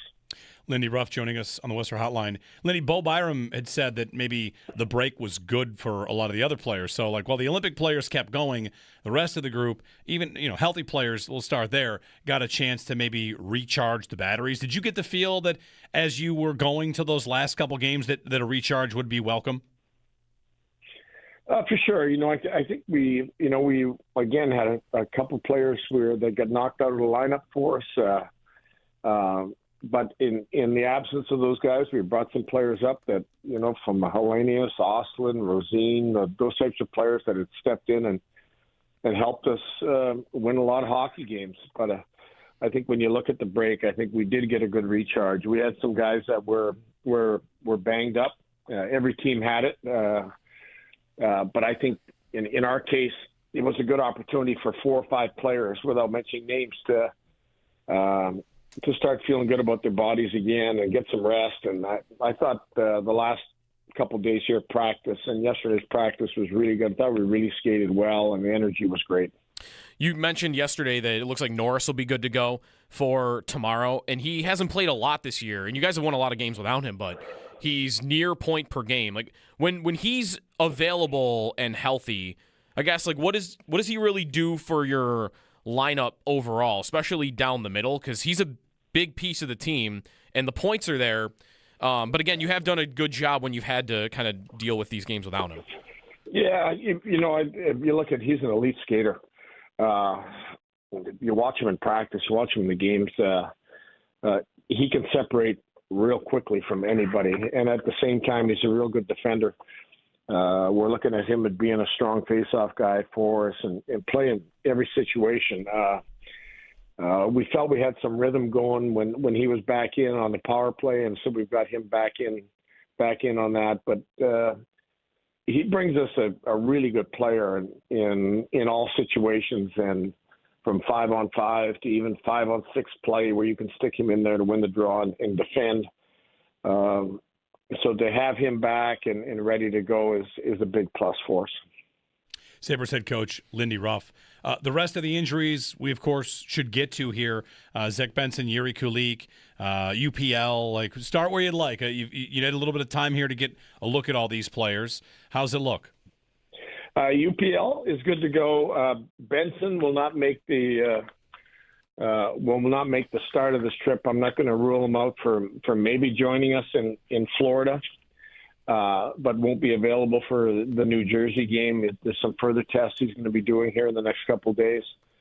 But on an encouraging front, UPL will be ready. Kulik is still under protocol until early March. Timmins and Danforth have both been skating, and they're progressing. But neither of those guys will be ready here within the week or two. On Kulik's thing, because it's obviously blood clots is kind of a freak thing. What is he kind of able to do? Is he able to skate throughout the season here, or is it just kind of a lost year for all of it? No, he's been able to skate. You can't take a chance of of where he's at. You can't take a chance with physicality or getting banged up, but he can skate, he can shoot. He's been on the ice. So it'll just be, and I'm not sure the exact date, but it's early March here that he'll have, a second test to see where the blood clot and everything, all that is at. And, first and foremost, we're just hoping, health-wise that this rectifies and he can just carry on. So that's the most important part. On your goaltending, Lindy, going into the final stretch here, I think we've asked you and others have asked you all season about a 3-goalie rotation, and now that Luukkonen is back healthy, how do you view it? Do you feel like because each guy has dealt with something along the way that it's almost ended up being a benefit to have all three available? And are we at a point in the season where you could see or envision all three kind of finishing the year with you? Well, I really look at it as being a benefit because pretty well the whole year we've had segments where there's almost always been one of them has been injured or something has come up. So right now we have 3 healthy. We know that we can play all 3. We know that all 3 have helped us win hockey games. And I honestly believe we wouldn't be where we're at if it wasn't for the fact that we had 3 goaltenders. So we will deal with it. There's 3 or 4 teams that, are kind of in the same situation where they've had 3 goaltenders. And let's hope that all 3 guys can continue to help win us games. Lindy, before I let you go, at the start of the season, you had your math for it, right? 6 out of 10 points, 5 game sets will get you to a number, will get you to a spot. Have you done any new math like in the last couple weeks? Because I can tell you got a Sabres fan that put together the website Lindy's 5. And I know to get to your target, you guys need 26 more points in 25 games. So you're ahead of schedule for the original target. Has the game operation, have you guys run numbers and maybe have an internal goal on the point total you think you'll have to get between now and the end of the season? No, it's funny, but we did as coaches talk about where we were at and saying that we were a little bit ahead of it. But if you look at our division and our conference, it looks like the number could be a little higher than it has been in the past. So, yeah, we want to continue to play good hockey. We've fought hard. I mean, we've gone on an incredible push to get to where we're at, and we just take it a game at a time and make sure we take care of our end. You've got to kind of be, I would imagine, feeling it around town. This season has been, I think, enjoyable for a lot of Sabres fans as it feels like things are back and meaningful games. And I feel like that Olympic experience is just going to kind of ratchet things up for when things finally get back to KeyBank Center for this stretch run, which comes fast and furious too. Yeah, for sure. And it's been great. I mean, obviously the excitement, around town, around the city has been awesome. And then that was the goal, to get it to that place. And now let's build off that and make it even better. Lindy Ruff on the Western Hotline. Lindy, thanks again. You're welcome, gentlemen. Thank you. All right, we'll talk next week with Sabres head coach Lindy Ruff. They'll play New Jersey tomorrow. The injury updates there. UPL good to go. Zach Benson won't make the start of this trip to New Jersey. Not ruled out for Florida. Norris good to go. Yeah, after Florida, they come home for Vegas. First home game next week. That will be a charged up building. Yes, it will. It will be a Tuesday night, which isn't always the best. But among Tuesday night games, I think it'll be as packed a house and charged up an atmosphere as we get. So the cut line, yeah, like he mentioned, 26 points to get to what his goal was for 6 out of every 10 points. Mm-hmm. The cut line is 28 points from here. So Lindy's target of get 6 out of every 10, we're this far into the season, and it's off by 2. What the target was versus what it looks like it will be. Right. And we'll see if that cut line stays where it is or drops a little bit. But if they get 30 points, they should make it. 30 points in 25 games, which is less than what they've done at this point. I'm not sitting here saying they can drop off, but, they don't get it done. But basically, they don't have to play They don't have to play catch-up. That's the key here. They can All the other afford teams to- have to play catch-up. Let me put it this way. They can afford to not play as well as they have this season and still make the playoffs. Yes. Like, there's not maybe a ton of wiggle room on that. Like, I wouldn't go too far. Like, you're putting yourself at risk. If you don't play as well and you are a 500 hockey team the rest of the way instead of a 600 hockey team, which they've been all year, then you're putting yourself at risk to miss.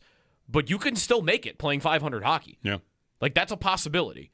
And they've afforded themselves that benefit to have a little bit of margin for error here. But again, you don't want to go too far on that. There are also a lot of targets for teams that could fall out above you, like, or below you. Columbus and Washington are your first two teams out right now.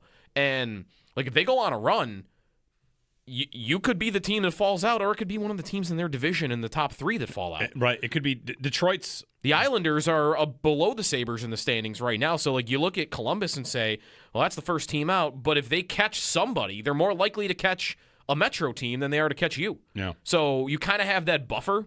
It just really looks good for them right now. I want to include Detroit. It really looks good. Detroit and Montreal is in the same conversation. Yeah, because they're right there. They're only 2 points above. Really, it kind of you almost might want to bet only one team drops out, if any.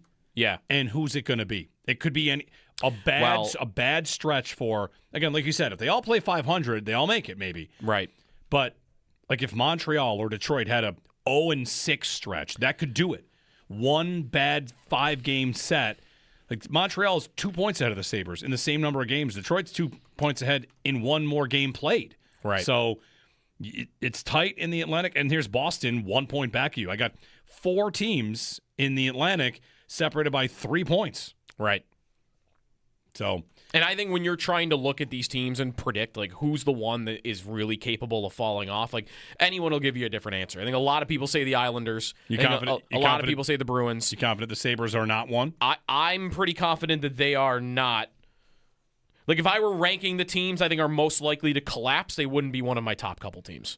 Is Detroit, I wouldn't say is Detroit up for a collapse? We had Patrick Bacon on from HockeyStats.com on Friday when you were off, and their site, their model, he almost said they almost want to relook at it because they have Detroit so low. They have Detroit at 50-50 to make the playoffs.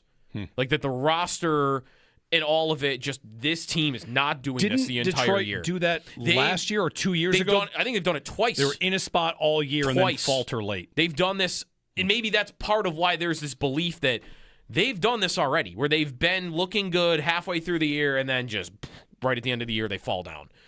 Like, I think they are the team to look at for that. It doesn't have to be them, but I right now would not put the Sabres at the top of the list. I think Pittsburgh, because we don't know how healthy Crosby is a part of this, and they are so top-heavy that, like, the Sabres are a team because they're deep and they don't rely on superstars. That's kind of how the Sabres are built right now. They get an injury to Josh Norris or someone that plays at the top of their lineup, they're pretty good at withstanding it. They get 7 injuries, they can't do it. But 1 or 2, fine. Pittsburgh gets an injury to a top guy like Crosby or Malkin, they do not have the team to overcome that. Wait a minute. Last hockey game I watched, some guy, Avery something, he scored 1 million goals on the Sabres. So what about him? I don't remember his name. He scored. It was his first game, right? Owen's got this. Avery Hayes. Avery is the Hayes. guy you're I wanted to for. say Avery Johnson, but I think he's a basketball coach. He is. Okay. Anyway, yeah, Avery Hayes. The injury report gave it there for the Sabres on Benson, Kulik, UPL, Norris. The injury report brought to you by Hamburg Overhead Door. Is your garage door injured? Call the experts at Hamburg Overhead Door to get your door healthy again. The Sabres, one of the first games back, 7 o'clock face-off tomorrow. 7, not 7:30 and any of this nonsense? Good. 7 o'clock. There are 8 games tomorrow. Sabres, Devils, Flyers, Capitals. Yep. Leafs, Lightning. Like Flyers, Caps. Who am I rooting for? I'm rooting for the Flyers? Yeah, I'm rooting for the Flyers. The Flyers are further down. Yep. Root for the Flyers. That's easy. Root against the Caps. That's easy, too. Rooting for the Flyers is easy? That's easy for what am I worried about? I'm rooting for the... I mean, I'm not worried about them. A basement Eastern Conference team whose faces I don't like? That's fine. Aren't they historically one of the most hated teams for Sabre fans? I did see this, and I'm going to go ahead and say, what's the funniest scenario? Because I saw that the Flyers are taking calls on Ristolainen. No. Don't do that to me. Don't do that to me. That can't happen. That simply can't happen. Does he fit? I think if they did that, I would immediately believe. What did I just say about like they're not one of the teams that'll collapse? Like I would immediately. He can't walk in and kill them, Kenny. He is more the reason for the playoff drought than any other single player. Whatever. If he comes back, he's the not whole getting, 14 years, he's not getting, number one. He can't come in and have like 12 minutes a night as your third pair guy. You want a third pair guy with some physicality. You're talking me into it with 12 minutes a night. I'm not trying to talk you into I it. guess he scares me in that everywhere he goes, coaches play him more than they're supposed to, and they're going to should I trust Lindy that he wouldn't do that because his top 4 defensemen are so good? How much does he play? He's playing 20 minutes a night this year. No, I don't want it. I don't want it. He's a trap. He's a total trap as a player. 803-05-50. I want Tyler Myers instead. Give me that. Why not? Any other former Sabres that are on the list? O'Reilly. You want Jeff Gilson? You want Cody, Franzen? I had no idea where he was going with Cody.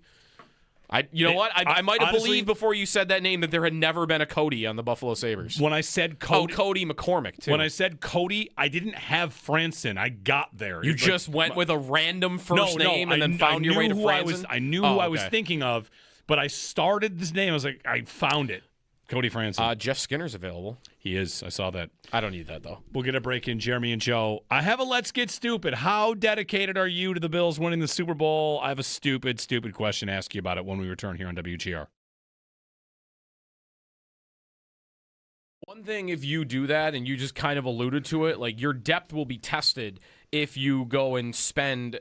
They have limited resources, right? Like they have less cap space than a lot of teams in the league. So if they do that, then they can't go sign a bunch of middle-tier guys in the offseason.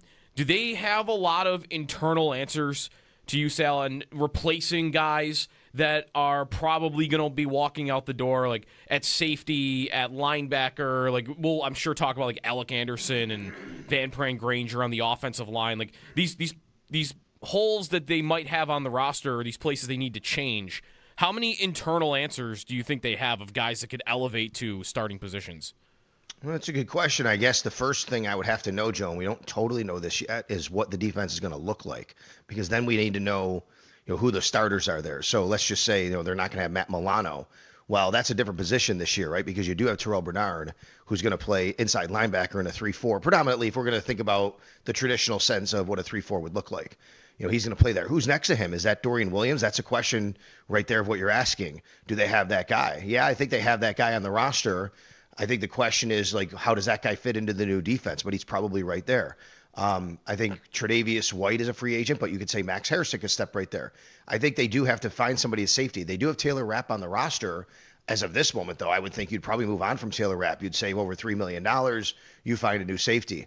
I think at the offensive line spot is where you're really looking at this, and we know that Alec Anderson has re-signed. We know that, Fedarian Mathis re-signed on the defensive line, but we know that Connor McGovern and David Edwards are both free agents. That's the one guy that can step in. I think you do have Cedric Van Pran Granger, and we've talked about him, but I don't know how much confidence you have to just go 2 for 2 right there. You probably have to go out and at least look for somebody. But, Joe, I wouldn't doubt it if they feel that they have the answers in-house in those 2 positions.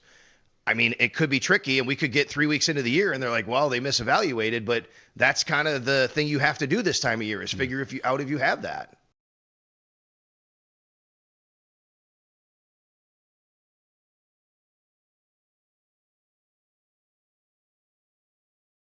He did set the Olympic record in points, by the way, which is why I think he won the MVP. And I will even say, I think it is a little wild he won the MVP. I do too. That Hellebuck did not win the MVP. I looked it up. This tournament never gives it to the gold medal winner. Like, it's been since 2002 that when NHLers have participated, that the Olympic MVP has been on the gold medal winner.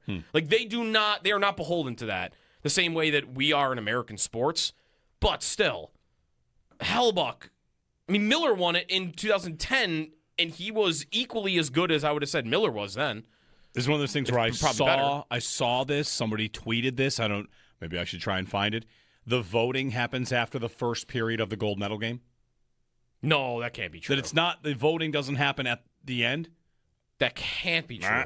It's possible. You get the bet. You're telling me. Hey, the NHL awards vote for best GM after the conference finals. You're telling me that if Connor McDavid had gone out there and in the third period scored 5 goals to win 6-1, he wouldn't have won the. I guess he did. He still would have won. Okay, sorry. So that's right. All right, if he had 5 turnovers that all led to goals in the third period and Hellebuck had a shutout. Who else could have won it? Hellebuck. Well, he did. Hellebuck did the thing, and he didn't win it. So who are the other candidates? Like, could Brock Nelson have scored 6 goals in the win? Right. Okay, sure, right. So, halfway through that game. All right, Tage had 3 goals. Tage scored. He does what he did in Columbus.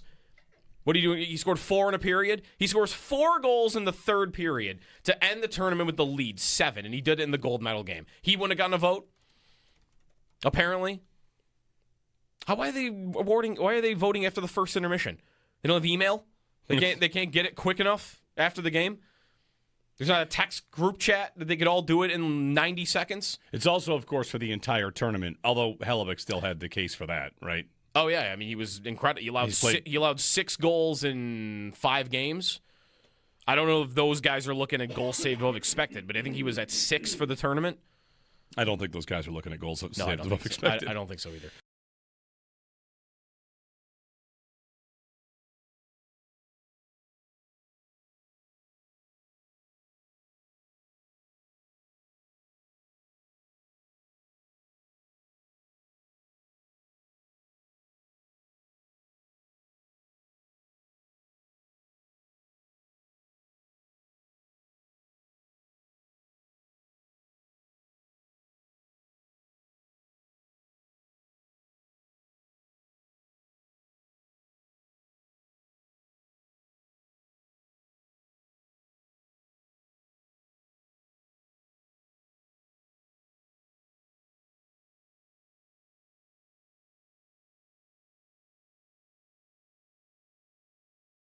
The Sabres nearly back in action. Only one more day until their return in New Jersey. Puck drop is set for tomorrow at 7 o'clock. Lindy Ruff just joined Jeremy and Joe. You'll be able to find that on demand shortly. The Rochester Americans in action tomorrow evening as well, taking on the Cleveland Monsters. Puck drop set for 7:05.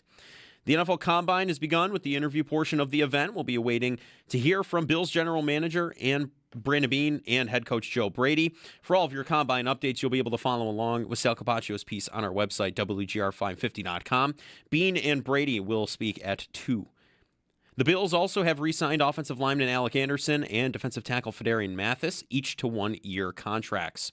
Around the NFL, the Falcons have franchise tagged Kyle Pitts. ESPN's Adam Schefter reports it would take a Micah Parsons-type package if the Raiders were to trade Max Crosby this offseason. The Patriots released running back Antonio Gibson.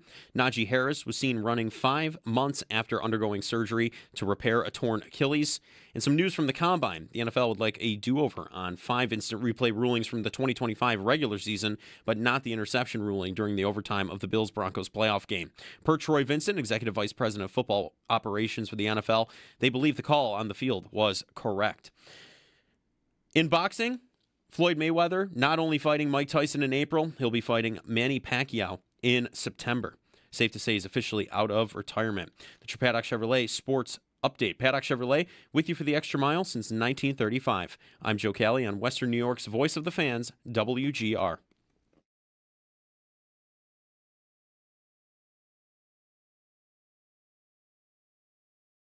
But I'll tell you what they really love. People love guys who want to compete and who want to put their skills on display. And the cream always rises to the top, man. It always does.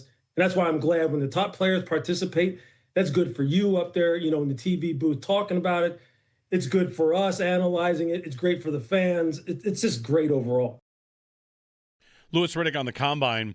I saw that Arizona State wide receiver Jordan Tyson will not be doing any on-field workouts or testing at the Combine. He's working his way back from an in-season hamstring injury.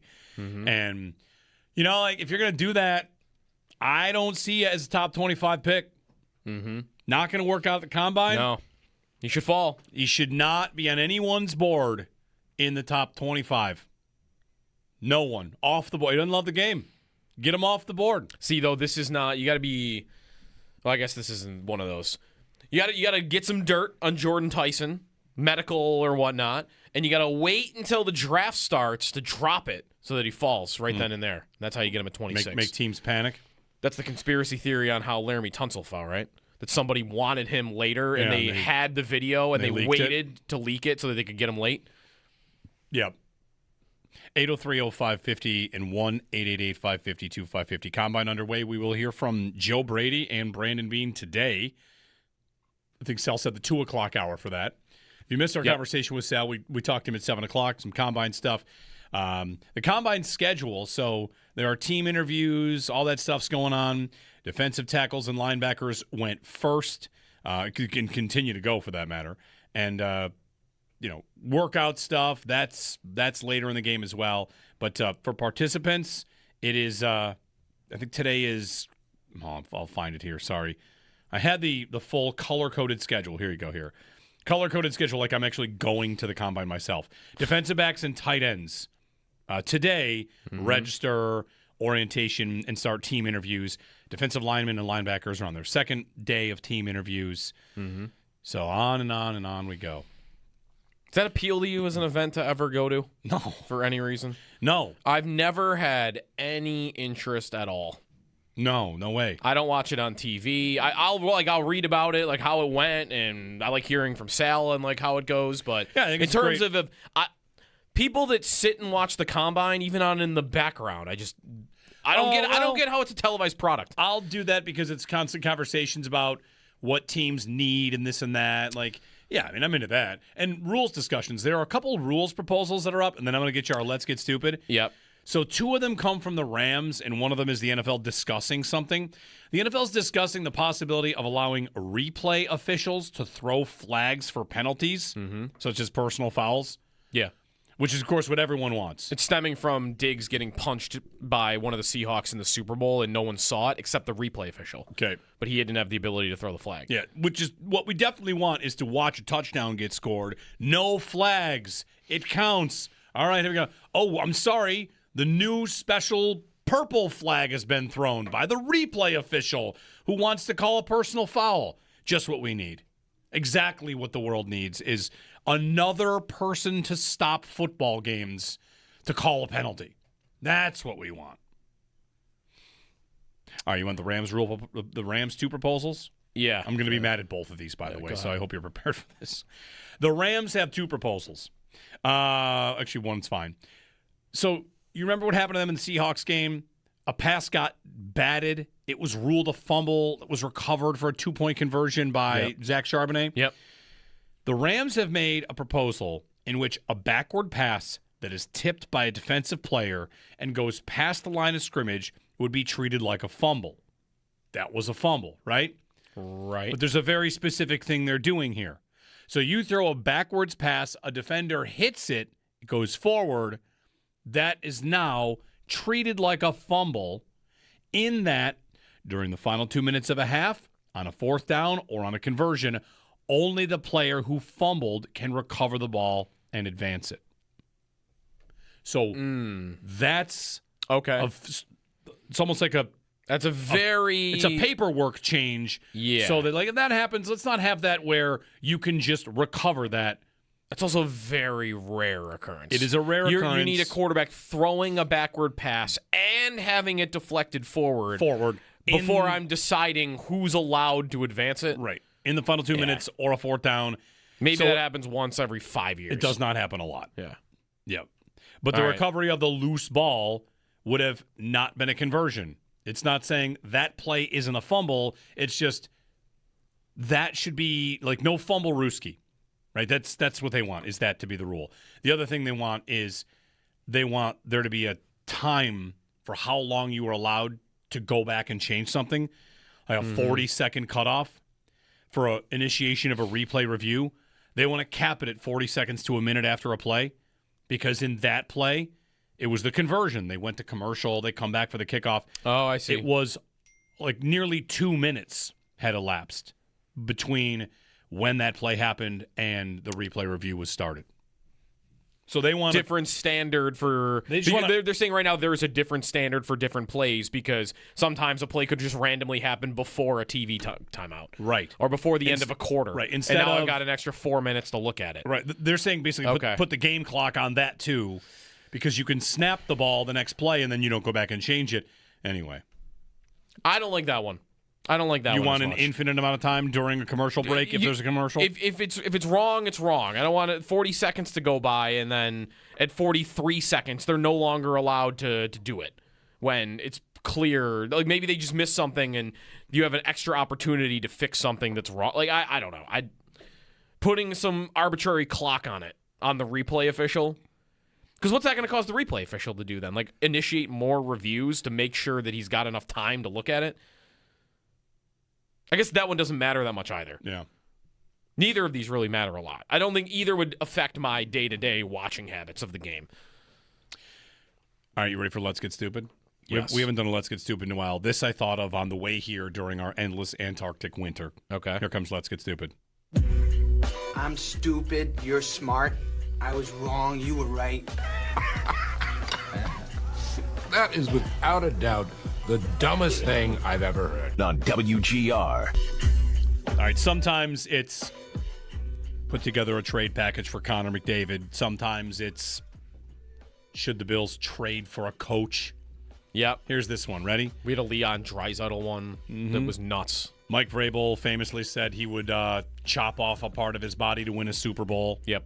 All right. This is along those lines. Okay. Ready? I'm trading a body part for a Bill Super Bowl? No. Just an inconvenience. Just a minor inconvenience. Yeah, maybe you've... Okay. It's the Lenten season. Maybe you give up things. Do you make this trade? The Bills will win a Super Bowl. You can even make it this year if you want. In exchange, for the rest of your life, you will drive with your driver's side window down in all circumstances. Whoa. What spurred this? Did you have your window down? Yes, I rolled my window down. Why? I don't remember. See, my window... There was snow on it, so I rolled it down to brush the snow off. Mm-hmm. Maybe your car doesn't have... Some cars have like an automatic thing where if there's too much moisture or something in it, it'll automatically like stay where it is. Like my window sometimes won't roll up. It'll start to roll up and then it'll go back and stay. And I'll have a tough time like getting it to roll up. That might just be a my car thing. I don't know. It might be a mechanical issue. I don't know. I think you got a and then I window have problem. to roll it all the way back down before I roll it all the way back I think you up. got an electrical I think problem. there's something going on. There's a mechanical issue. I'll have someone ask about that. But basically, I have to deal with this once in a while for like a couple of minutes, and it's horrible. So I don't... You're not making the trade for the rest of your life. Only when you drive. Your driver's side window must be down at all times. I mean, pouring, whipping rain, and I got to have the window open. If I'm riding in the car, we're good, though. Yeah. And now I got to subject my wife to this because she's in the passenger seat and She it's can just raining. drive. It's only you when driving. No, I know, but if it's windy enough, it's going to get in the whole car. Oh, right, of course. Is there an option, I guess? No options. This is it. I know some cars have rain shields. Like, would that have to come off, too? He's not going to let you put a plastic... the small little weather X-ray? Yeah, it stops the rain from coming in a little bit? It's defeating the question. You can't put saran wrap over your window. No, that's right. It's down. Sure. Yeah. Windows It's got to down. be down. Bills win the Super Bowl. Can you lean to the right? Now, Sure. That's the right question. You can lean. I'm talking about move houses. I'll move to Arizona. That's what I was going to say. Can I move to a dry climate where I don't have to... But see, there it's 120 degrees and not having air conditioning. Well, you can still turn the air conditioning on the window would just be down. And that window's down, and you start moving, and you're right away, you're good. I might have to pass. You drive by a colony of bees. That window's staying down. The bees. What if I go to one of these safari parks? Down. And that's dangerous now. That baboon's coming in. Are you driving the safari car? Just imagine you're like, listen, we're going to the safari, but real quick, I have this rule that I've made. I can never roll my window up. I mean, here comes a camel. I'd like to one day, a trip that appeals to me someday in my life is going to Africa and seeing all the wildlife. Yeah. And if there are lions around, and the guide is like, Joe, you got to roll your window up. I can't. I made a trade. Yeah, I'd have to give back the Bills Super Bowl. I mean, just have somebody else drive or move. This is easy for me. I'm in. You're doing it. I'm in. Rest of your life window down. 100%. Wow. I'd embrace it. I could have driven with my window down in New Mexico when I lived there all year. Wouldn't have mattered. What about like scorpions and tarantula wasps? Get out of here. What about a tarantula wasp? Be in your car. All right, man. No. Give me a cup and a Super Bowl, and I'll say yes. You want I'm both? not doing it for one. Oh, man. Sorry, it's not the negotiation. Deal. It's not the deal.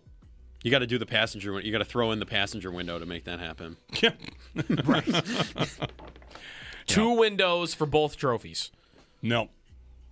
Because at that point, like if one window's open, what's the point? Like, might as well have them all. I tell you, I think you guys are soft. Because I would do it. Only one window, your car will make that noise. Oh. Yeah, but you have you can roll down the rest. Yeah, you could crack the second That's window. what I mean. At that point, I might as well get the other windows thrown into this trade, and I can get both trophies. Okay, fair. But that's not the deal. Breaking the game. I think we got 2 out of 3 to say they would do it. How long do I have to wait for this Super Bowl? This year. You just have it happens this year? Sure. Could I elect to have it any year in the next 5? Because I don't want to know when it's coming. Fine, of course. In the next 10? Mm-hmm. Whatever you want. I think I'm still saying no. This sounds terrible. It would be. Man, I'm going to be an old man 50 years from now, and raining it's hard. going to be raining, and like this sounds horrible. This has been Let's Get Stupid. Unsponsored. Whoever wants their name on this brilliant segment. Think of something stupid on the way to work. Like, let's talk about that. That's what we just did. That's what I did. All right. 803-0550, our phone number. Jeremy and Joe on WGR.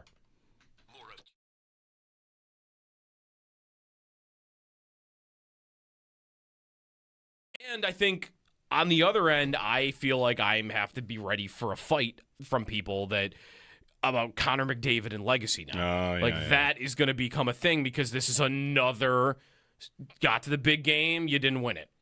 Second place finish. And I've seen criticism from Canadian fans that he tried to do it himself on that last play. There's no doubt in my mind that was the play. That was the plan. To go around. To just give it to him. Give it to him. You got one-on-one with a forward. I don't think there's any problem with trying to beat him one-on-one. Hughes just made a great play that you wouldn't always expect him to make because he's a center. Maybe we got a little bit of what we think sometimes we see when the Bills play, which is other players just looking for Allen to do. You do it. You're the one that always does something. Do it. Let me see it. And I almost feel like it doesn't help him for this reputation of, greatest player ever. Where's your hardware? Where have you won anything? I almost feel like it doesn't help him that he won the Olympic MVP. Right. Because he already won the Conn Smythe in a losing effort. Mm-hmm. Now he won the Olympic MVP in a losing effort. And I think now both of those kind of combine to become this eye roll. He just puts the stats up. Stat boy over here. He had 15 points, but he didn't win anything. And I think he's the greatest player I've ever seen with my own eyes. I didn't watch Gretzky. So I think he's the greatest player I've ever seen. And I feel like now he's starting to build this rep that other athletes over time have built, which is something's off. You just can't. It's what Kachuk said to Draisaitl in the Olympics. Always the bridesmaid. Always the bridesmaid, never the bride. I feel like that's starting to become a thing about McDavid. This doesn't help it for sure. Well, it'd be the perfect sport to have this where less talented players look at the most talented player and say, "You're not a winner." I know, but that's what this sport is. It's got a lot of that. It's got a lot of that.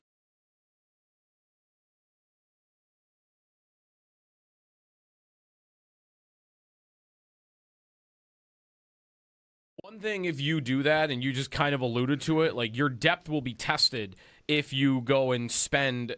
They have limited resources, right? Like they have less cap space than a lot of teams in the league. So if they do that, then they can't go sign a bunch of middle tier guys in the offseason.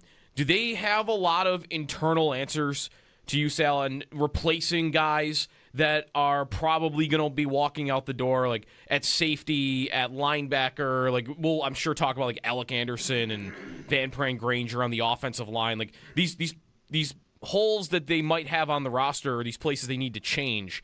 How many internal answers do you think they have of guys that could elevate to starting positions? Well, that's a good question. I guess the first thing I would have to know, Joe, and we don't totally know this yet, is what the defense is going to look like, because then we need to know, who the starters are there. So let's just say, they're not going to have Matt Milano. Well, that's a different position this year, right? Because you do have Terrell Bernard, who's going to play inside linebacker in a 3-4, predominantly if we're going to think about the traditional sense of what a 3-4 would look like. He's going to play there. Who's next to him? Is that Dorian Williams? That's a question right there of what you're asking. Do they have that guy? Yeah, I think they have that guy on the roster. I think the question is, like, how does that guy fit into the new defense? But he's probably right there. I think Tre'Davious White is a free agent, but you could say Max Harrison could step right there. I think they do have to find somebody at safety. They do have Taylor Rapp on the roster. As of this moment, though, I would think you'd probably move on from Taylor Rapp. You'd save over $3 million. You find a new safety. I think at the offensive line spot is where you're really looking at this, and we know that Alec Anderson has re-signed. We know that, Fedarian Mathis re-signed on the defensive line, but we know that Connor McGovern and David Edwards are both free agents. That's the one guy that can step in. I think you do have Cedric Van Pran Granger, and we've talked about him, but I don't know how much confidence you have to just go 2 for 2 right there. You probably have to go out and at least look for somebody. But Joe, I wouldn't doubt it if they feel that they have the answers in-house in those 2 positions. I mean, it could be tricky, and we could get 3 weeks into the year, and they're like, well, they misevaluated, but that's kind of the thing you have to do this time of year is figure if you have that.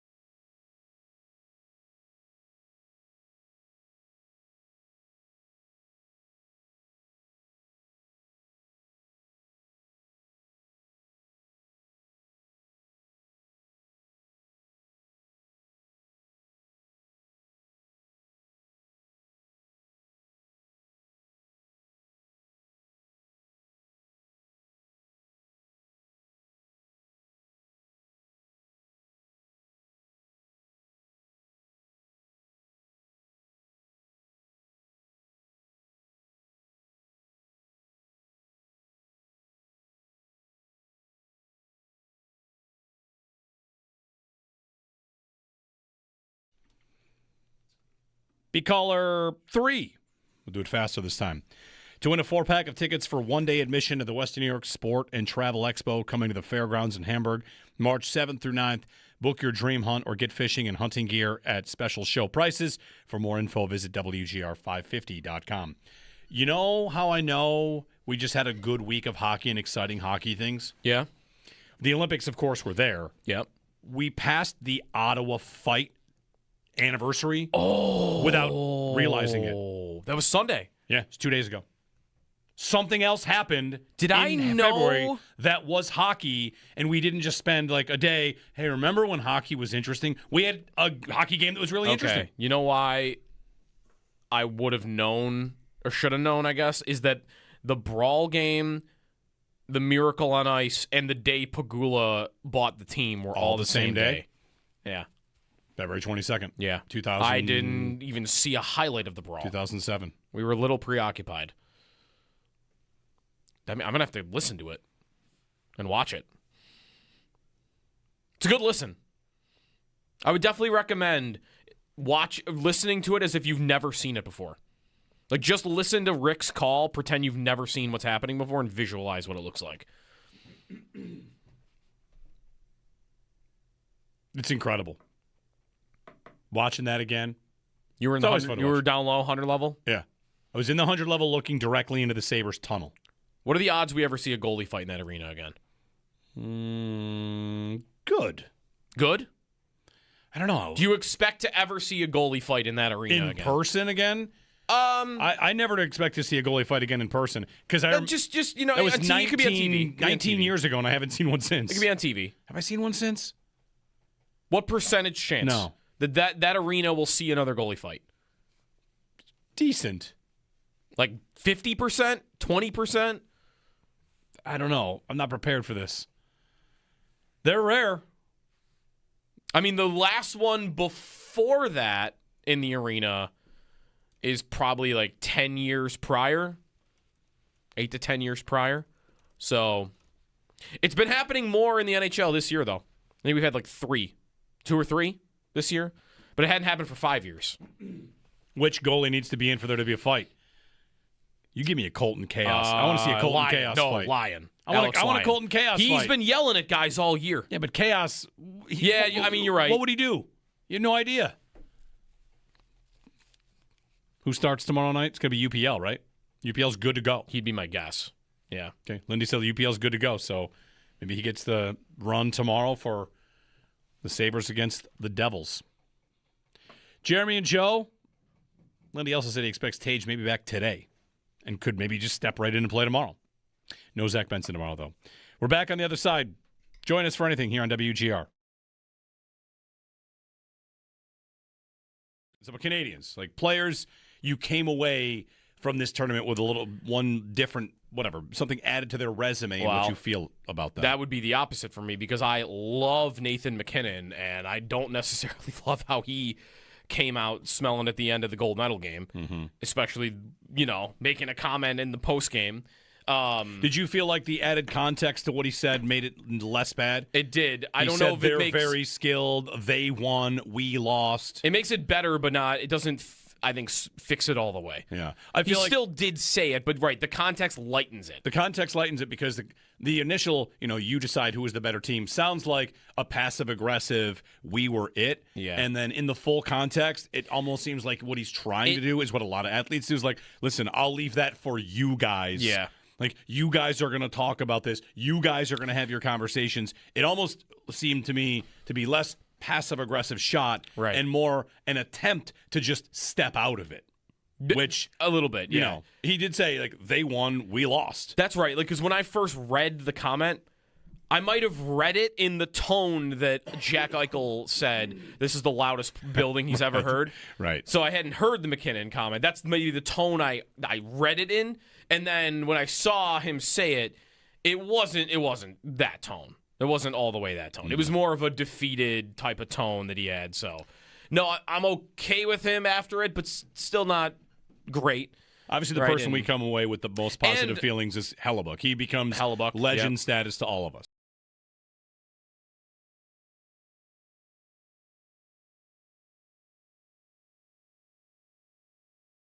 Will Dion Dawkins be the second highest paid bill this year? Or will it be someone new? Dawkins is the second highest paid bill at $20 million. Greg Rousseau is just underneath, but separated by like $20,000. On AAV, not on cap hit, because cap hit is movable. AAV is just as the value of your contract. Allen's 1. Yeah. Dawkins is 2. Will they have a player that gets more money than Dion Dawkins on the team for week 1 this season? What do you think? And just one more little disclaimer here. Right? They can definitely afford to have one. If you're someone that thinks, I hear they're over the cap X amount of dollars, and I think it's going to be, they'll restructure. They can have a player that does this, 100%. There's nothing stopping them from signing Trey Hendrickson to 28 if that's what they want to do. Not that they want to do that. Yeah. Or make it Mike Evans or make it Alec Pierce. The reason I asked this question is I was listening to the Ringer NFL show, and they were going through all the big-name free agents and the spots that they might look like a fit. And, Joe, every single name was like $19 million or more. Every single one. I listened to Trey Hendrickson. That's more. He'll be more than Dawkins. Yep. Alec Pierce is going to be more than Dawkins. Devin Lloyd, linebacker. Could he get there? Like, maybe. Linebackers hit that open market, and one team has to make that big offer. Tremaine Edmonds got 18. Odafe Owe, they said $19 million. Mike Evans, 23. Would you anticipate there's a player that has a higher average value than Dion Dawkins when they start the season next year? $20 million is what we're looking at for Dawkins? $20 million is the number. I want to say that they... You know who else is going to go above that? Tyler Linderbaum is going to go over that number. Yeah, he Top will. center on the market. I mean, one of David Edwards or Connor McGovern could theoretically get to that number. Could. That's around what their spot track market values have been. Yeah, right? I think Guards are going up. I think for McGovern, whatever. I don't know. Maybe Edwards would. But right, like they're a possibility, but that's not quite, I think, what people are looking for. I want them to have a player of that caliber to make that money going into the offseason. What I want to ask, but I don't want people to say, well, I don't want to pay someone just to pay someone. And the idea is like, of course. No, of course. Right? Like, you're getting a player that's worth that much, then you're getting a really good player. You're getting a great player.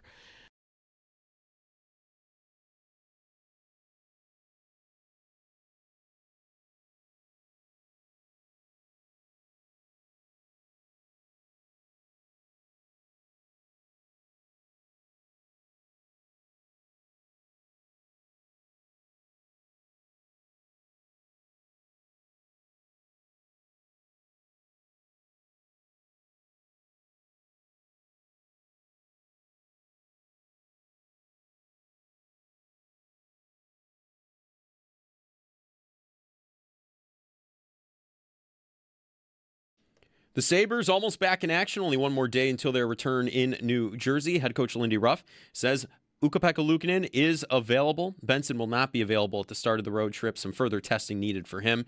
And they're still working out whether or not Tage Thompson will be available. Puck drop set for tomorrow at 7 o'clock. The Rochester Americans in action tomorrow evening as well, taking on the Cleveland Monsters. Puck drop set for 7:05. The NFL Combine has begun with the interview portion of the event. We'll be waiting to hear from Bills general manager Brandon Beane and head coach Joe Brady in the 2 o'clock hour. For all of your Combine updates, you can follow along with Sal Capaccio's piece up on our website, WGR550.com. The Bills also have re-signed offensive lineman Alec Anderson and defensive tackle Fedarian Mathis to one-year contracts. Around the NFL, the Falcons have franchise tag Kyle Pitts. ESPN's Adam Schefter reports it would likely take a Micah Parsons-type package if the Raiders were to trade Max Crosby this offseason. The Patriots released running back Antonio Gibson, and Najee Harris was seen running 5 months after undergoing surgery to repair a torn Achilles. Some news from the Combine. The NFL would like a do-over on 5 instant replay rulings from the 2025 regular season, but not on the interception ruling during the overtime of Bills-Broncos in the divisional round. Per Troy Vincent, Executive Vice President of Football Operations for the NFL, they believe the call on the field was correct. Also, this just in, per Adam Schefter, the UFL has banned the tush push. Floyd Mayweather not only fighting Mike Tyson in April, he'll be fighting Manny Pacquiao in September. Safe to say he's officially out of retirement. Buckling up takes less time than listening to this. No excuses. A message from the New York State Governor's Traffic Safety Committee.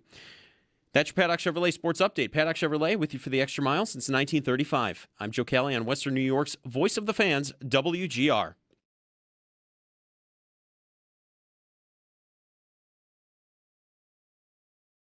You know, when you have a guy who's as talented and athletic as Ed Oliver, when you want him primarily in the 3-technique spot and just causing havoc, then you build the rest of the defense around that. So I think he's going to fit in just fine. I would imagine it's going to be the same level of disruption happening even with the extra big body out there. If anything, it'll help him out because, you know, there's one less offensive lineman trying to block back or double team on him. You know, the Aaron Donald comparison's great because Super Bowl year, when you paired him out there with Von Miller, Greg Gaines, A'Shawn Robinson, all of a sudden you have like extra guys that people have to worry about, and you have Ed Oliver one-on-one with a guard. It's Michael Hoyt on Eric Wood's podcast, Senate on Buffalo. Eric does a great job, gets great guests all the time, great conversations. That one with Michael Hoyt. And good morning, Jeremy and Joe here on WGR. Give us a ring on, you know, the Sabres returning, the Olympic gold medal game if you want. We're going to get into something here, a little pulse check. I was asked yesterday on the Bill Squad show, a commenter asked, like, what's the best idea at number 26? Like, today. Maybe we'll do that once a week. Tuesday, 9 o'clock.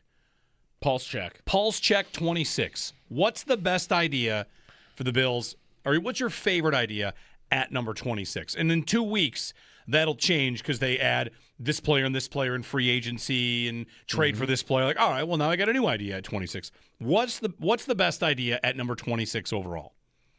We got 4 voices here.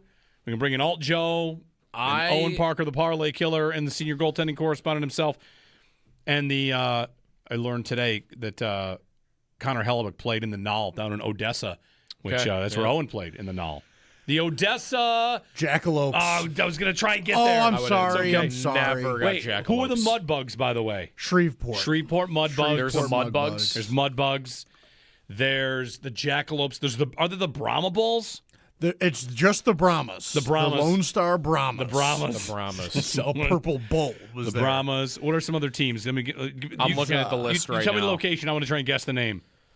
All right, how about the... I hope this is an active list. I think it probably is. I can tell you. El Paso? Yeah. That's Ramblers. You got the right first letter. Wranglers. That's a W. No. That's a W. Roadrunners. Rhinos. Yep. El Paso Rhinos. Okay. How about the... I give them Amarillo. Yeah, Amarillo. Armadillos. You already said it. You already said it. Oh, Wranglers? Wranglers. Yep. Okay. There you go.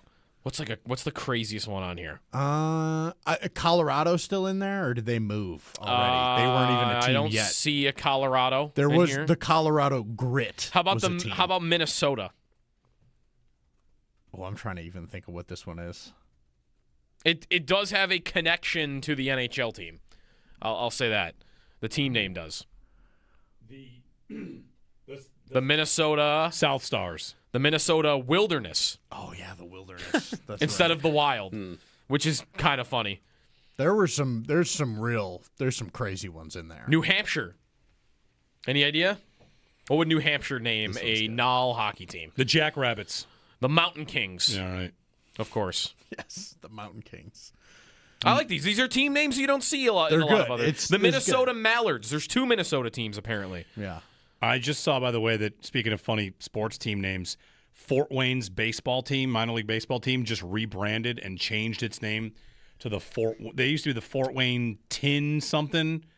Fort Wayne Tin, not the Tin Cups. The Tin Cups? The Tin Caps. The Tin Caps? Yeah. Fort Wayne Tin Caps. They just rebranded to be the Fort Wayne Puffer Bellies. Why do I know this? Because a puffer belly is a train. And their shirt has a big train on it.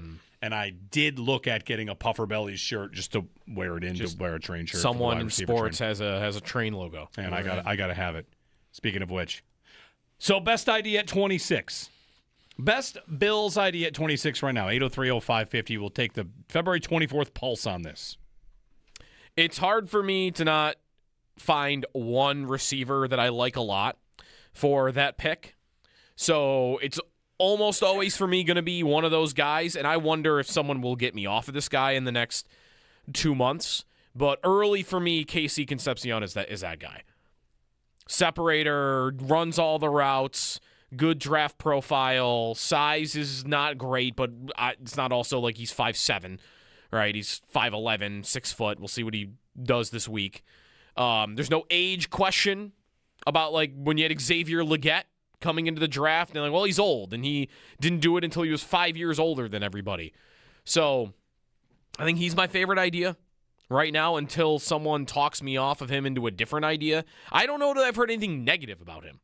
Like, what is the reason he would even be there at 26? I don't know if I have a good answer to that. Drops. It's drops? His thing is drops. Okay, and but I think I want to say that's the kind of thing I want to choose to not care about. I know, right? Isn't that because funny? Isn't that the thing that's most correctable? Like, if you give me 26 is going to be a flawed player to some degree. Like, he's going to have a but. So, okay, the guy that can't get open. Am I going to teach him to get open? That seems really hard to do. The guy that has drop problems. I don't want to oversimplify it, but can I just have him start every practice with an hour on the jugs machine? And over the course of 2 years, he's going to figure it out? Wasn't Knox this a little bit? Knox still has some drop problems, but not like when he came into the NFL, where he's dropping everything. So I don't want to completely ignore that, but if you tell me that I got a really good player at that position and he can kind of do everything, but the one thing he's letting me down in is he's got some drop problems, I'm going to go for that guy. All right. You took mine. I think that's the best idea. Oh, he's your best idea too? Yeah. Okay. Yep. There was a comparison over the weekend, player comp. He was comped by Damian Parson of Locked On NFL Draft to Emmanuel Sanders. Okay. Sold. I've heard Diggs comparisons to him too. He gets open all the time. Yeah. That's my best idea at 26. And I'd like to just... he had 19 drops in his career. He had 186 catches, 19 drops. Right, so like a 10% drop rate. Do you have it year by year? Because from what I understand, it was more 2 years ago than it was this past year. But I would like to bring up Ed Oliver. You heard Michael Hoyt and Ed Oliver right there. I know the Bills need a lot of pieces on defense. In fact, like the number is that only 57% of their snaps were returning to the roster. Mm-hmm. And how many of those are Ed Oliver snaps? Like, I know. You can always do that if a guy stays healthy. But the Bills' defense, they need to rebuild their front seven. And if I could borrow a bit of a cheat that people will do sometimes, well, just pretend that blah, blah, blah. Pretend they signed Ed Oliver and Michael Hoyt today. Yeah. They didn't sign them today. But both those players will be added to the defense that ended the season. Neither of them was on the defense that ended the season. And are they their two best front seven players? Ed Oliver was not available the whole year. Right. When he was available, how did he look? He did look dominant. So do I need a lot of pieces on my defense? I do. I know that I need a lot of pieces on that defense. I'm getting one really good piece back that missed the whole year, basically. Mm-hmm. And another piece that also missed the whole year. How many quarters are there in a game? 8. Are there 80 quarters played? He played 6, Michael Hoyt. Mm-hmm. How did he look? Really pretty good. He looked excellent. So I'm adding 2 excellent players. The only reason I'm mentioning that is, anytime you hear somebody say, like, well, receiver in the first round, like, yeah, I actually have 2 difference makers already returning to my defense. It doesn't have to be that first-round pick is a linebacker or an edge player or anything like that. Like, I've got some pieces already coming back, which I think you should be excited about. So, Casey Concepcion, that's mine. Best idea. His drop rate over the course of his career, in his first year, it was 7%. Last year, 2 years ago in 2024, it was 11.7. He's on pace to get down to 3. And then last year, it was 10.3. Right. So it went down, but it didn't go down a lot. All right. I mean, it still was pretty significant. He had 7 drops in each of the last 2 years, but is that wrong to think that that's a simpler thing to fix than most problems a player would have? Drop problems? Didn't Jamar Chase have drop problems? In his rookie season. Was it him? Someone amazing had yes, them. In training camp and preseason of his rookie season. He couldn't catch the football. He couldn't catch the ball, and people wondered if it was because the ball didn't have the white stripes that college balls have. It was Jamar Chase. Right. I remember that Well, now. maybe he's making the adjustment to the NFL ball. Right. So, and there are other ideas similar to him. Like, I'm really falling in love with the Omar Cooper idea around that time, although I'm starting to see more and more draft people like he's not going to be there. Like, that is the guy that people will fall in love with this spring, and he's going to go higher than most are expecting. But maybe that's wrong, so we'll see. Like, he's a name that I really like. I have been saying for weeks that I love Zachariah Branch from Georgia, and I'm getting scared because everyone keeps putting stats out about how often he's running screen passes. Like, 54% of his targets were screens. And I knew he ran a lot of screens, but that's the highest that any receiver in the last 4 draft classes has run screens by 14%. Like, it's not just he runs a lot of screens. He runs more screens than anybody in 4 drafts, and it's by a wide margin. And I've already got this concern about whether Joe Brady runs too many of these already. And if they add a receiver that I do like he's super fast and dangerous, and I guess when he does run the real routes, it looks pretty good, but he's not doing it a lot. I guess I'd just be scared of them adding the number 1 screen receiver of the draft to a team that already probably runs too many of them. So he scares me a bit this morning. Zachariah Branch. Scared. He's your guy. I know, but I'd like to point. He's my guy. I'm afraid what he would look like in this offense. Yeah. Anthony in Buffalo. Anthony, good morning. Hey, good morning, gentlemen. I just want to kind of try to switch you guys over here. I am not for a wide receiver, so I would say this. If you're going to have anybody in a draft, especially if you're going to stay at 26. Now, if Brandon Beane moves up, that's a whole other story. But at 26, who would have a bigger impact for the upcoming season it almost feels at 26 you would reach for a wide receiver, but I don't think anybody. Go ahead. For an impact player, don't you feel a linebacker or a defensive end would be more productive than a wide receiver that receives a football for the first time ever from Josh Allen, who's a Hall of Famer and who throws a cannon. So I just don't see. Maybe Coleman is an example of this. That it's like, holy shit! Excuse me. I'm getting a football thrown from.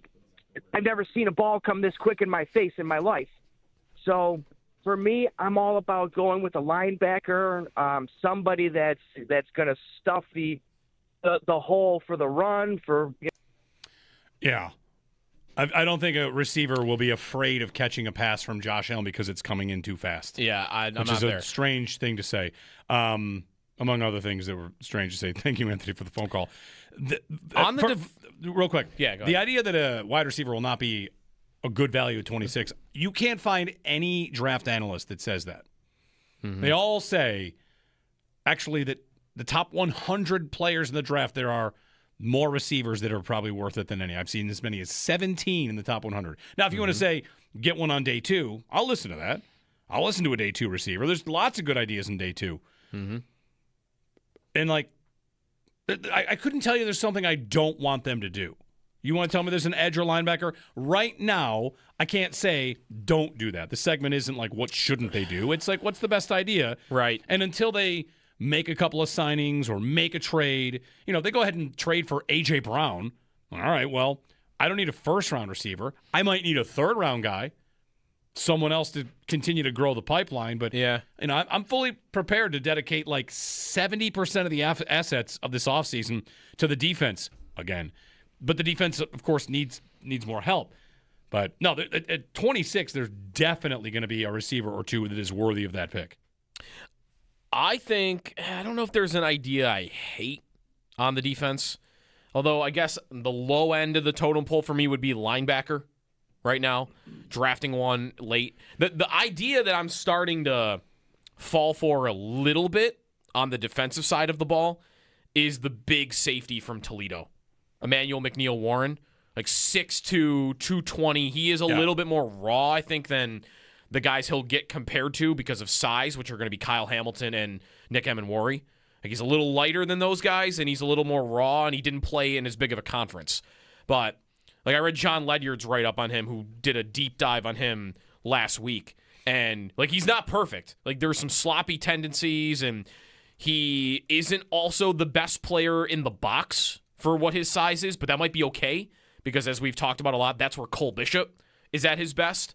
So maybe this is your deep half of the safety, but a guy with that athleticism, with this defensive coordinator who was a safety and comes from a very similar style of defense that Emenwari plays in Seattle and that Hamilton plays in Baltimore, I would be very interested to see what Jim Leonhard could do with a safety of that type of athleticism. But again, he might be a little bit of a ball of clay that you need to mold into that. Which, does that scare you? Because nobody wants a project, I don't think, in the first round. No, and I also really wonder about the value of safety with a premier pick. You want to just play the game of what are the expensive positions? Should I draft the expensive positions or the cheap positions with my early picks? And it's not a universal rule. You get a guy that's great, you get a guy that's great. I wouldn't necessarily go away from it, but there's not as much value in a safety in the first round as there is, receiver or edge. That's a good point. That's where you're going to keep. That's where you're going to save the most cap space for other signings, and kind of cheat the system a little bit. Right? Because also your margin for getting value on that pick is he's got to be Kyle Hamilton. For you to feel like you hit a home run. There's talk about Caleb Downs going 2. Hamilton's the highest. That's another one of these conversations about safeties just don't do that. Hamilton, I think, is the highest paid safety in the league. He makes $25 million per year. But he's the best safety in the league. And he makes Greg Rousseau money, roughly. He's a little bit higher than that, who's not a top-tier pass rusher. So that point is always going to be held true. You got to be sure, I think, to pick a guy like that in the end of the first round that he's going to be a star player at the position. You got to be sure of that. Or you got to at least be pretty confident that you can make him into that. Because, again, that's a little bit more of him because he is got all the tools you want, but maybe you got to have Jim Leonard put it all together for him. 803-0550. Emmanuel McNeil Warren. Yeah. EMW. I would like a player on the team that we could just go with letters. Manny McNeil? No, just letters. KC Concepcion. Could he be KCC? And I think you want him to ditch the nickname when he gets here. KC? Yeah. I was going to ask if you had a problem with KC. I think ditch it. I don't need him to we'll get you a new nickname. It's just his initials. Sure.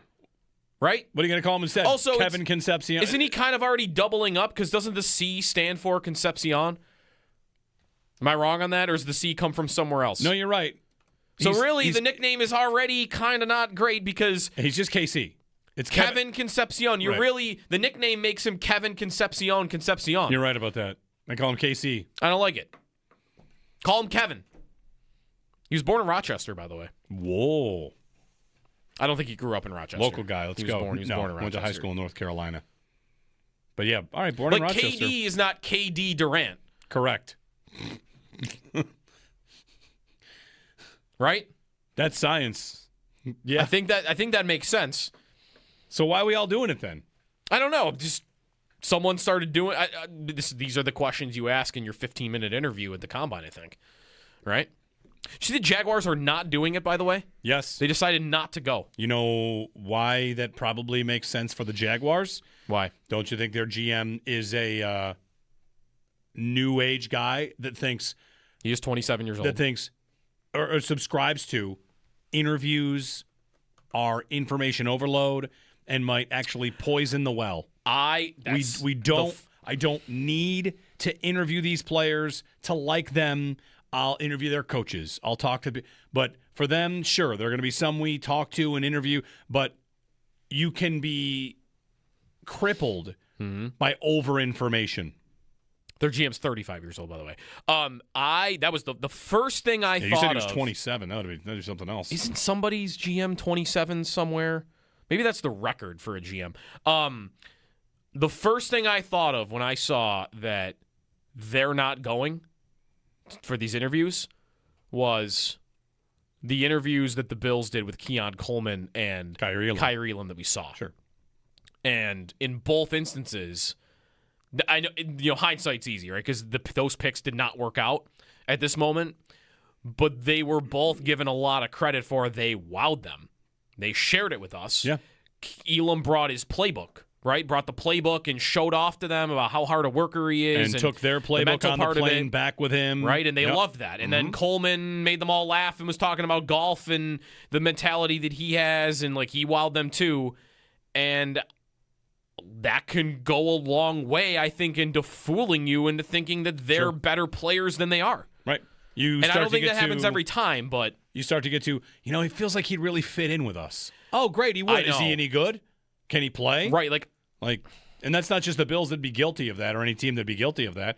These GMs and these scouts, there's plenty of evidence that, you can't really beat the draft. You're going to have your hits and your misses. You're scouting players. We don't see teams release their boards. If we ever saw that, we would see through the entire draft because the players you pick are the players you say you love. And Kyer Elam, let's use him as an example. Or Keon Coleman, use him as an example. The Bills wear the Keon Coleman pick. Maybe there's a team that drafted 13th that had him as their highest player on the board, and they decided to go with a different position of need instead. And then Coleman makes it all the way to the Bills, and you never find out that team was like, wow, he almost went 11th. They had a conversation about him at 11. Instead, it never comes up. And that team never has to own that miss or that loss, right? The quarterback class of 2018, Allen, Rosen, Lamar. Show me Kansas City's board. What did it look like? All right, I'll give you an offer. You can either have a guaranteed Bills Super Bowl and you don't know when it's coming, or you can have access to all the draft boards from all of time. I mean, do I get to share them with people, or am I just sound like a crazy person on the street yelling? You get to share them with people. Sure, you get to share them. Oh, I've seen the board. You wouldn't believe me. No one would believe me. That's your own internal fight that you have to deal with. Right. You get the files. You get all the draft board files from all of time. I'll take the Super Bowl instead. I would like to know where anyone thought. I mean, has anyone ever released a board ever? The closest we have to that is the Giants accidentally showing some. But it didn't really tell you anything. Also, the Panthers once revealed a little bit when they drafted J.C. Horn one year. Yeah. That came up somewhere. But like, where are these GMs from 20 years ago just showing us their, like, notebook? Oh, what they're doing is saying, I was going to draft Josh Allen. That's what they do. I know. That's all they do. At that point, just show me. Oh, I was going to draft Russell Wilson. Oh, yeah, you were? I want to see someone with a picture. This was our board. Prove it to me. Yeah, no one wants to do that. Because someone had it, right? There were reports Seattle tried to trade up and they had Allen number 1. Where's Pete Carroll? You're retiring now, right? Show me what your Seattle board looked like in 2018 and that you had Josh Allen number 1. Anybody. 803-0550. What's the best idea at 26 today? What do you like the most? We're talking about that with you here on WGR.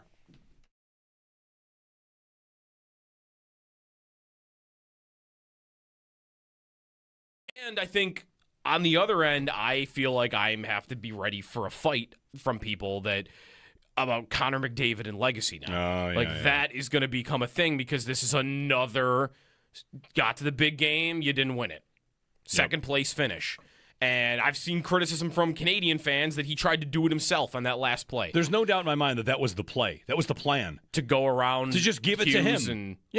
Give it to him. You got one-on-one with a forward. I don't think there's any problem with trying to beat him one-on-one. Hughes just made a great play that you wouldn't always expect him to make because he's a center. Maybe we got a little bit of what we think sometimes we see when the Bills play, which is other players just looking for Allen to do. You do it. You're the one that always does something. Do it. Let me see it. And I almost feel like it doesn't help him for this reputation of, greatest player ever. Where's your hardware? Where have you won anything? I almost feel like it doesn't help him that he won the Olympic MVP. Right. Because he already won the Conn Smythe in a losing effort. Mm-hmm. Now he won the Olympic MVP in a losing effort. And I think now both of those kind of combine to become this eye roll. He just puts the stats up. Stat boy over here. He had 15 points, but he didn't win anything. And I think he's the greatest player I've ever seen with my own eyes. I didn't watch Gretzky. So I think he's the greatest player I've ever seen. And I feel like now he's starting to build this rep that other athletes over time have built, which is something's off. You just can't. It's what Kachuk said to Draisaitl in the Olympics. Always right? the bridesmaid. Always the bridesmaid, never the bride. I feel like that's starting to become a thing about McDavid. This doesn't help it for sure. Well, it'd be the perfect sport to have this where less talented players look at the most talented player and say, "You're not a winner." I know, but that's what this sport is. It's got a lot of that. It's got a lot of that.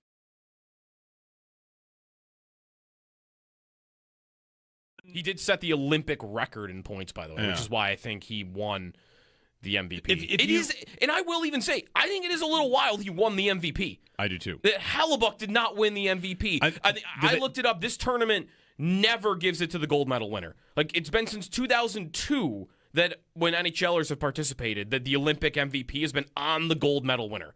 Like, they are not beholden to that the same way that we are in American sports. But still, Hellebuck, Miller won it in 2010, and he was equally as good as I would have said Miller was then. This is one of those things where I saw this. Somebody tweeted this. Maybe I should try and find it. The voting happens after the first period of the gold medal game. No, that can't be true. That it's not. The voting doesn't happen at the end. That can't be true. It's possible. You get the bet. You're telling me. Hey, the NHL awards vote for best GM after the conference finals. You're telling me that if Connor McDavid had gone out there and in the third period scored 5 goals to win 6-1, he wouldn't have won the. I guess he did. He still would have won. Okay, sorry. So that's right. All right, if he had 5 turnovers that all led to goals in the third period and Hellebuck had a shutout. Who else could have won it? Hellebuck.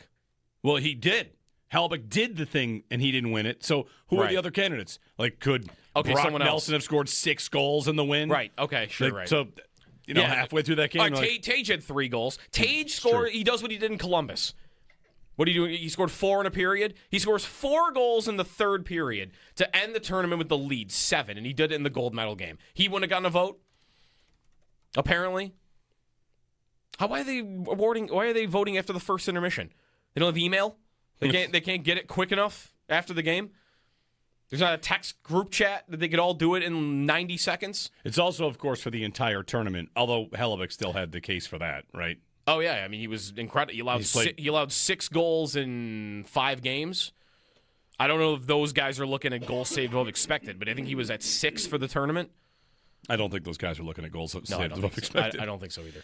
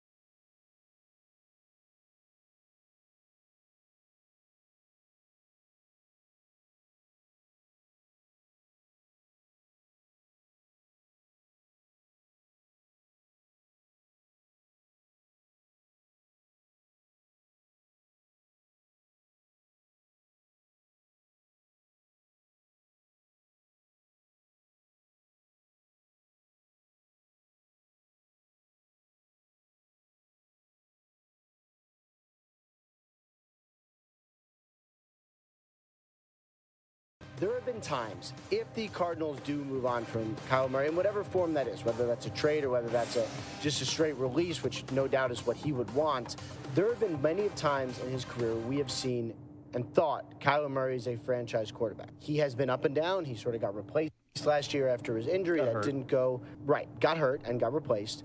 But is he a franchise guy? There is going to be someone who's going to be like, I will make that guy what he should be. And I'm curious where that is. And that person will be fired in 2 years. Right? Yeah. All right. You want, I got a little U.S. hockey trivia for you. Okay. I love U.S. You want some of that? Trivia. Sure. Let's do it. U.S. hockey trivia. Did you see this? This will be a fun game. I think you'll love this. Greg Wyshynski for ESPN. Yeah. I teased this kind of with Lindy Ruff. Yeah. That the 2030 projected roster. Yes. Yep. Do you want? And we could do that. We can even do that 2 years earlier because the World Cup in 28 is going to be. Do you want to try to get too. the 10 locks? Greg Wyshynski has 10 locks for Team USA. Well, I know you said Tage is on it. Yeah, he did. 2030, he has 10 players as 2030 locks. All right, let me look at the U.S. roster that just won. 10 locks? 10 locks. Of course, not even half JT the Miller team. and Vinny Trocheck for a penalty kill. No, I'm kidding. The 10 locks for Team USA. I said with you off the air, I think Josh Doan is going to be that player at their next Olympics. Or he has a chance at it. Although maybe not. He doesn't penalty kill here. Okay, so Thompson's one of the 10. Yep. Eichel is one of the 10. Yep. Matthews. Mm-hmm. Both Hughes brothers. Correct. Both Kachuk brothers. Yep. Werenski. Yep.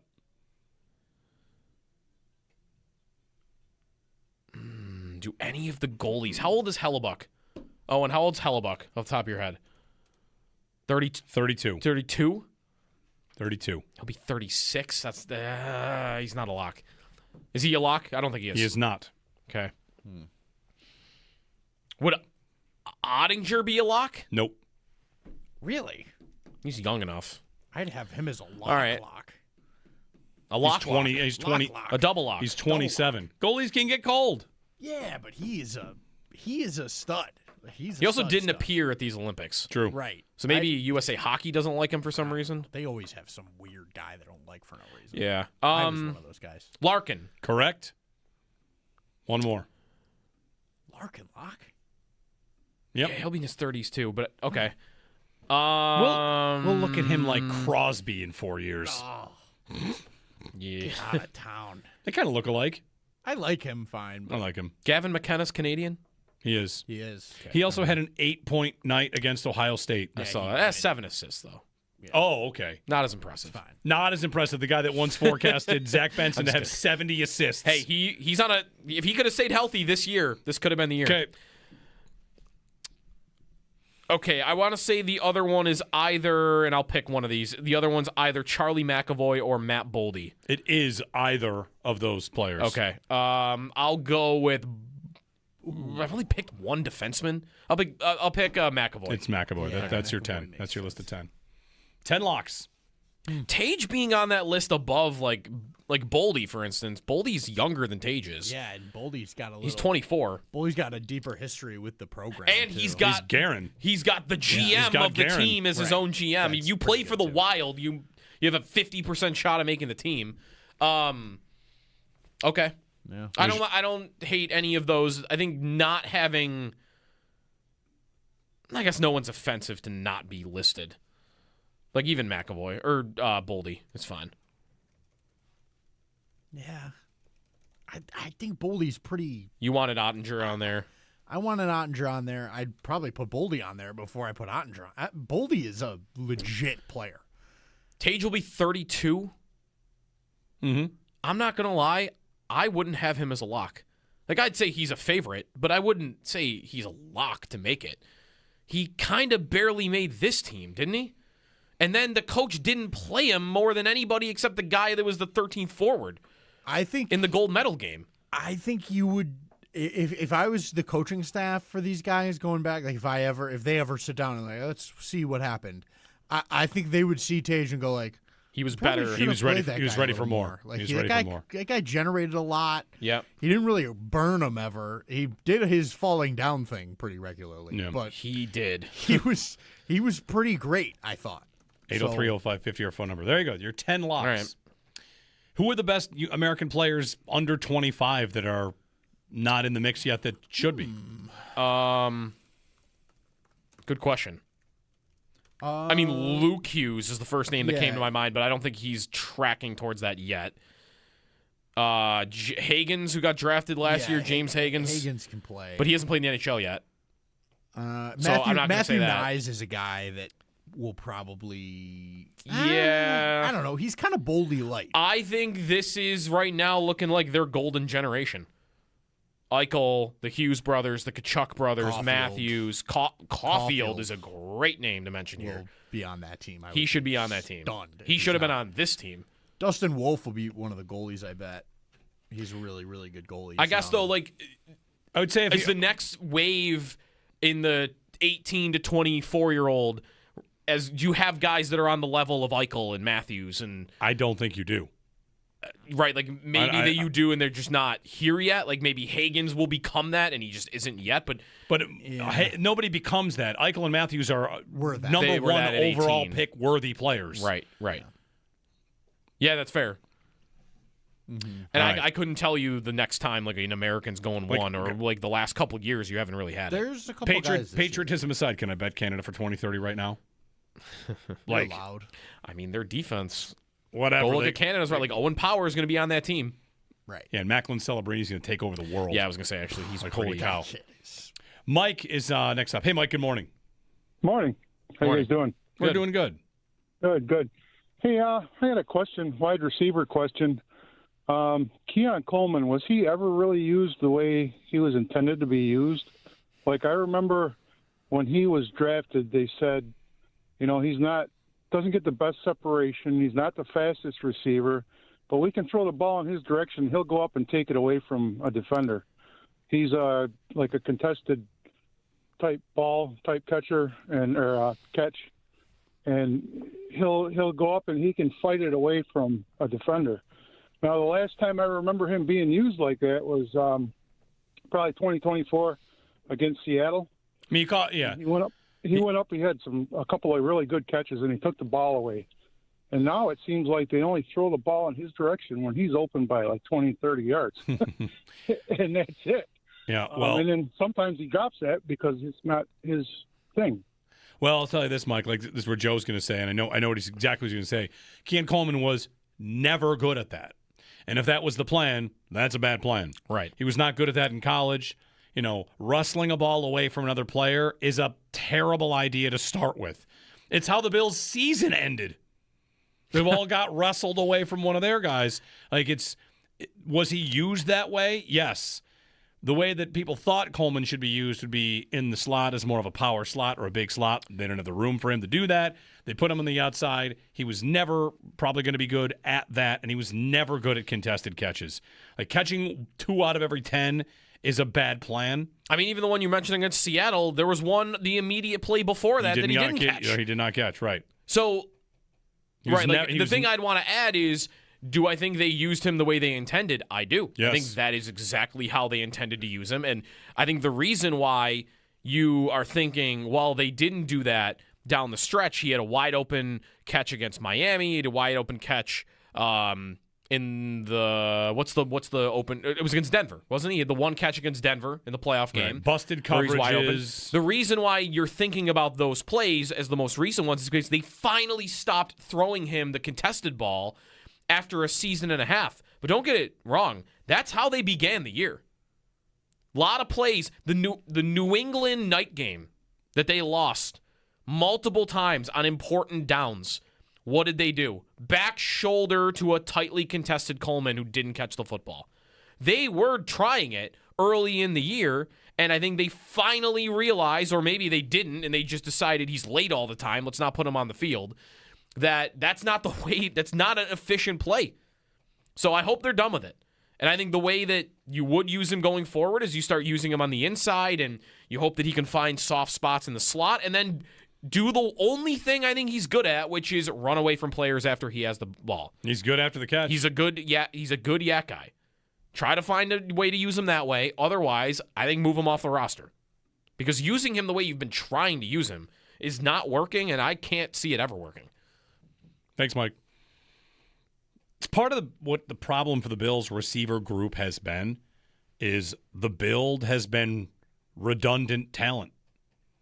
Big, not that fast. Yep. Would flourish over the middle of the field. Like Coleman, Shakir, and Kincaid all existing as like your primary three pass catchers. Like those guys are all going to win in the same places. Right. What am I going to do with them? You know, Kincaid, we'll see if he can have a fully healthy year. He needs to have it. I've seen a little bit about like concern that he didn't have the surgery. That are they going to run this back again and have the same issues? They might. Anyway, thanks for the phone call, Mike. Anytime the Bills want to say they're cutting Curtis Samuel, it would be a good day. Be a good moment for that to happen. We do. I mean, I guess I'm not hanging on. I'm not hanging on a ledge with that because I cannot see them not doing it. No, of course. So I guess it just comes down to when they announce it, because there is 0% chance in my mind that he is on the team next season. Right, $3.5 million cap hit roughly. They saved $6 million. Just go ahead and do that. The restructures, like, there's no rush to do it, but we are getting announcements. It's just been announced. The Falcons have just said they are going to cut Kirk Cousins. Okay. Well, they need to make room because there was a report they're going to franchise tag Kyle Pitts. Yeah. Well, but that's the thing. You have another act that is kind of sparking them to do it now. Well, for the Bills to do any acts in the legal tampering period or in free agency, they have to get under the cap. So they have to do restructures by the first day of the league year anyway before signing anybody. It's true. And that's Allen, Dawkins, Spencer Brown. And the biggest one, I mean, of course, like Curtis Samuel, Taylor Rapp. The biggest one is what happens with Dawson Knox. When that one gets announced, I feel like we see a bit of a path charted. I would be stunned if they waved goodbye to Dawson Knox. Stunned. Just because I don't want to say in a good way. The more high-profile player they're willing to say goodbye to me, is a more of an indication of how drastic they're willing to get. Where it's always felt like if you're a friend of the team, you're going to stay forever. Mm-hmm. It feels like this organization is operated like people that they're comfortable with, right? That's bringing everybody back. That's Jordan Poyer's back. Jordan Phillips is back for a 19th stint with the team. People we like, people we're comfortable with, people that are friends with the quarterback. If this offseason ends up being they sign Christian Kirk at receiver, he's tight with the quarterback. If they dump Curtis Samuel to bring in Christian Kirk, gonna have questions. That's not the level of receiver that would get you off of a first-round receiver, I don't think. Anyway, lots of work to do. Abram in Buffalo, you're up. Hey, guys. Good morning. First of all, I was thinking about Lane Hudson for a lock on the American roster, potentially. I mean, good name to mention. He's so good right now and so young. So I had a couple of things. Oh, and just to comment on the Bills one, since I've been listening in on it, I was just wrote down my dream scenario would be getting Mike Evans on a short deal, and then obviously a Mekhi Lemon would be amazing. Obviously, we have to give up too much for that probably. But, Joe, then you named off all of the names that I had written down, Omar Cooper, Zachariah Branch, and Casey Concepcion. So I was like, okay, well, maybe one of them. Don't forget Jordan Tyson, who's not going to work at the Combine, and we hope that tanks his draft stock. Absolutely. Let's get him. 26. Here we go. But okay, so I had some random stats of goalies from the drought that I wanted to talk about because I keep hearing things randomly said about the drought, like if we had some consistent goalie play, but some really gross stats is that in 2015-16, if we had anybody who could like score points, our goalies were actually pretty unbelievable. Chad Johnson played 45 games and had a .920 save percentage and a 2.3 goals against. Yeah. Robin Leonard had a .924 save percentage, and Ullmark had .913. And let's not talk about Jason Kasdorf. His appearance didn't do very much for us. But we just didn't have anybody to score any points. Like Eichel and O'Reilly together were our top two point getters, and Patrick Kane almost outscored them as he was the number one in the league. That was just the comments on the goalies. We actually had some pretty consistent goalies through that time. It's hilarious that Chad Johnson might have been one of the best throughout that stretch. And as a goalie myself, I am a big fan of the Owen Parker segment as a goalie, and I just was hoping to pick his brain on from the Olympics. Binnington, it was really weird to me. Like as a goalie, I'm looking at how he let that in. He had sort of, in my opinion, as the goalie, he had kneeled. He kind of he committed too much. Yeah. To the post, then. Sorry, go ahead. No, yeah, thanks. I all yesterday meant to get to the game-winning goal itself. So, Owen, let's bring in senior goaltending correspondent Owen Parker here. The first time it happens, I think oh, there it is. There's the winner. And then non-goalie here. When I saw where it beat Binnington, I was very surprised. Mm-hmm. I thought that's Quinn coming in. He must have just, Binnington comes out and he gets beat to a corner. And it did not happen that way. I thought it was very odd the way that it beat him. It was a weird play, but I think it was a product of the play to get him the puck was weird too. Like Werenski's going into that sort of body positioning battle with McKinnon and eventually wins it, and it takes a little bit of time. So Binnington is in a rush play mode. Like 3-on-3 is almost 90% rush plays anyways. So he's playing it like I've got to be coming back into my net to match speed coming at me. Because if I don't have momentum coming back, I'm going to be late getting across or late getting in my crease. So he's playing it that way. He has to stop that momentum, right? Because Werenski and McKinnon kind of get tied up. And then Werenski gets that pass up to Hughes, and it's a low to high seam pass. So it's a big, long push where he's got to go from a poor angle on his I guess it was his glove side to a grade A, really high quality chance on his blocker side. And he sees Hughes, he sees all the room he's got, so he elects to I'm going to just keep taking ice on him so that he can't shoot the puck around me, hoping that he's got no way to get, skate the puck around him because he's got pressure coming back. Blah, blah, blah. There's all these factors that go into – eventually Binnington decided, I'm going to just charge at this and eliminate getting beat around my body. What Hughes does and what the elite part of the goal is recognizing, all right, he's not got his feet set. What does that mean is going to be the only real open place for me? All right, it's where his feet are. It's his 5-hole. And so Hughes does a really good job to recognize – he doesn't have his feet set. He's not going to be able to get down. I got to just rip this puck. Yeah. Because I can't shoot it around him. His body, with where he was in relation to the net, the frame of his body was bigger than the net. He's got to beat him through. 5 holes the read. Boom. There you go. Goal scored. Gold medal. I like it. Comprehensive. Is that hockey sense there from Hughes? That is. Know the really goalie's good. Situation. Exactly. Yeah. All right. When we get back, the UFL has made a couple of rule changes. They've banned the tush push. That's the headline. Some of the secondary and tertiary rule changes for the UFL are capital D dumb. Good luck with your league I'll tell you those as we get out of here for Extendo Sports coming up.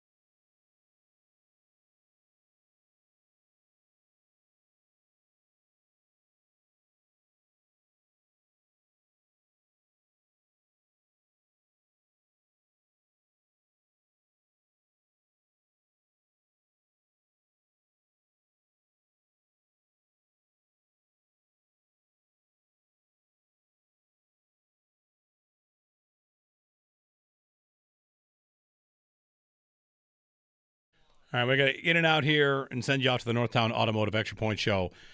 Real quickly, the UFL was the first thing to ban the tush push. Ban the tush push, and then there's a field goal thing they're doing. The field goals from 60 are worth 4.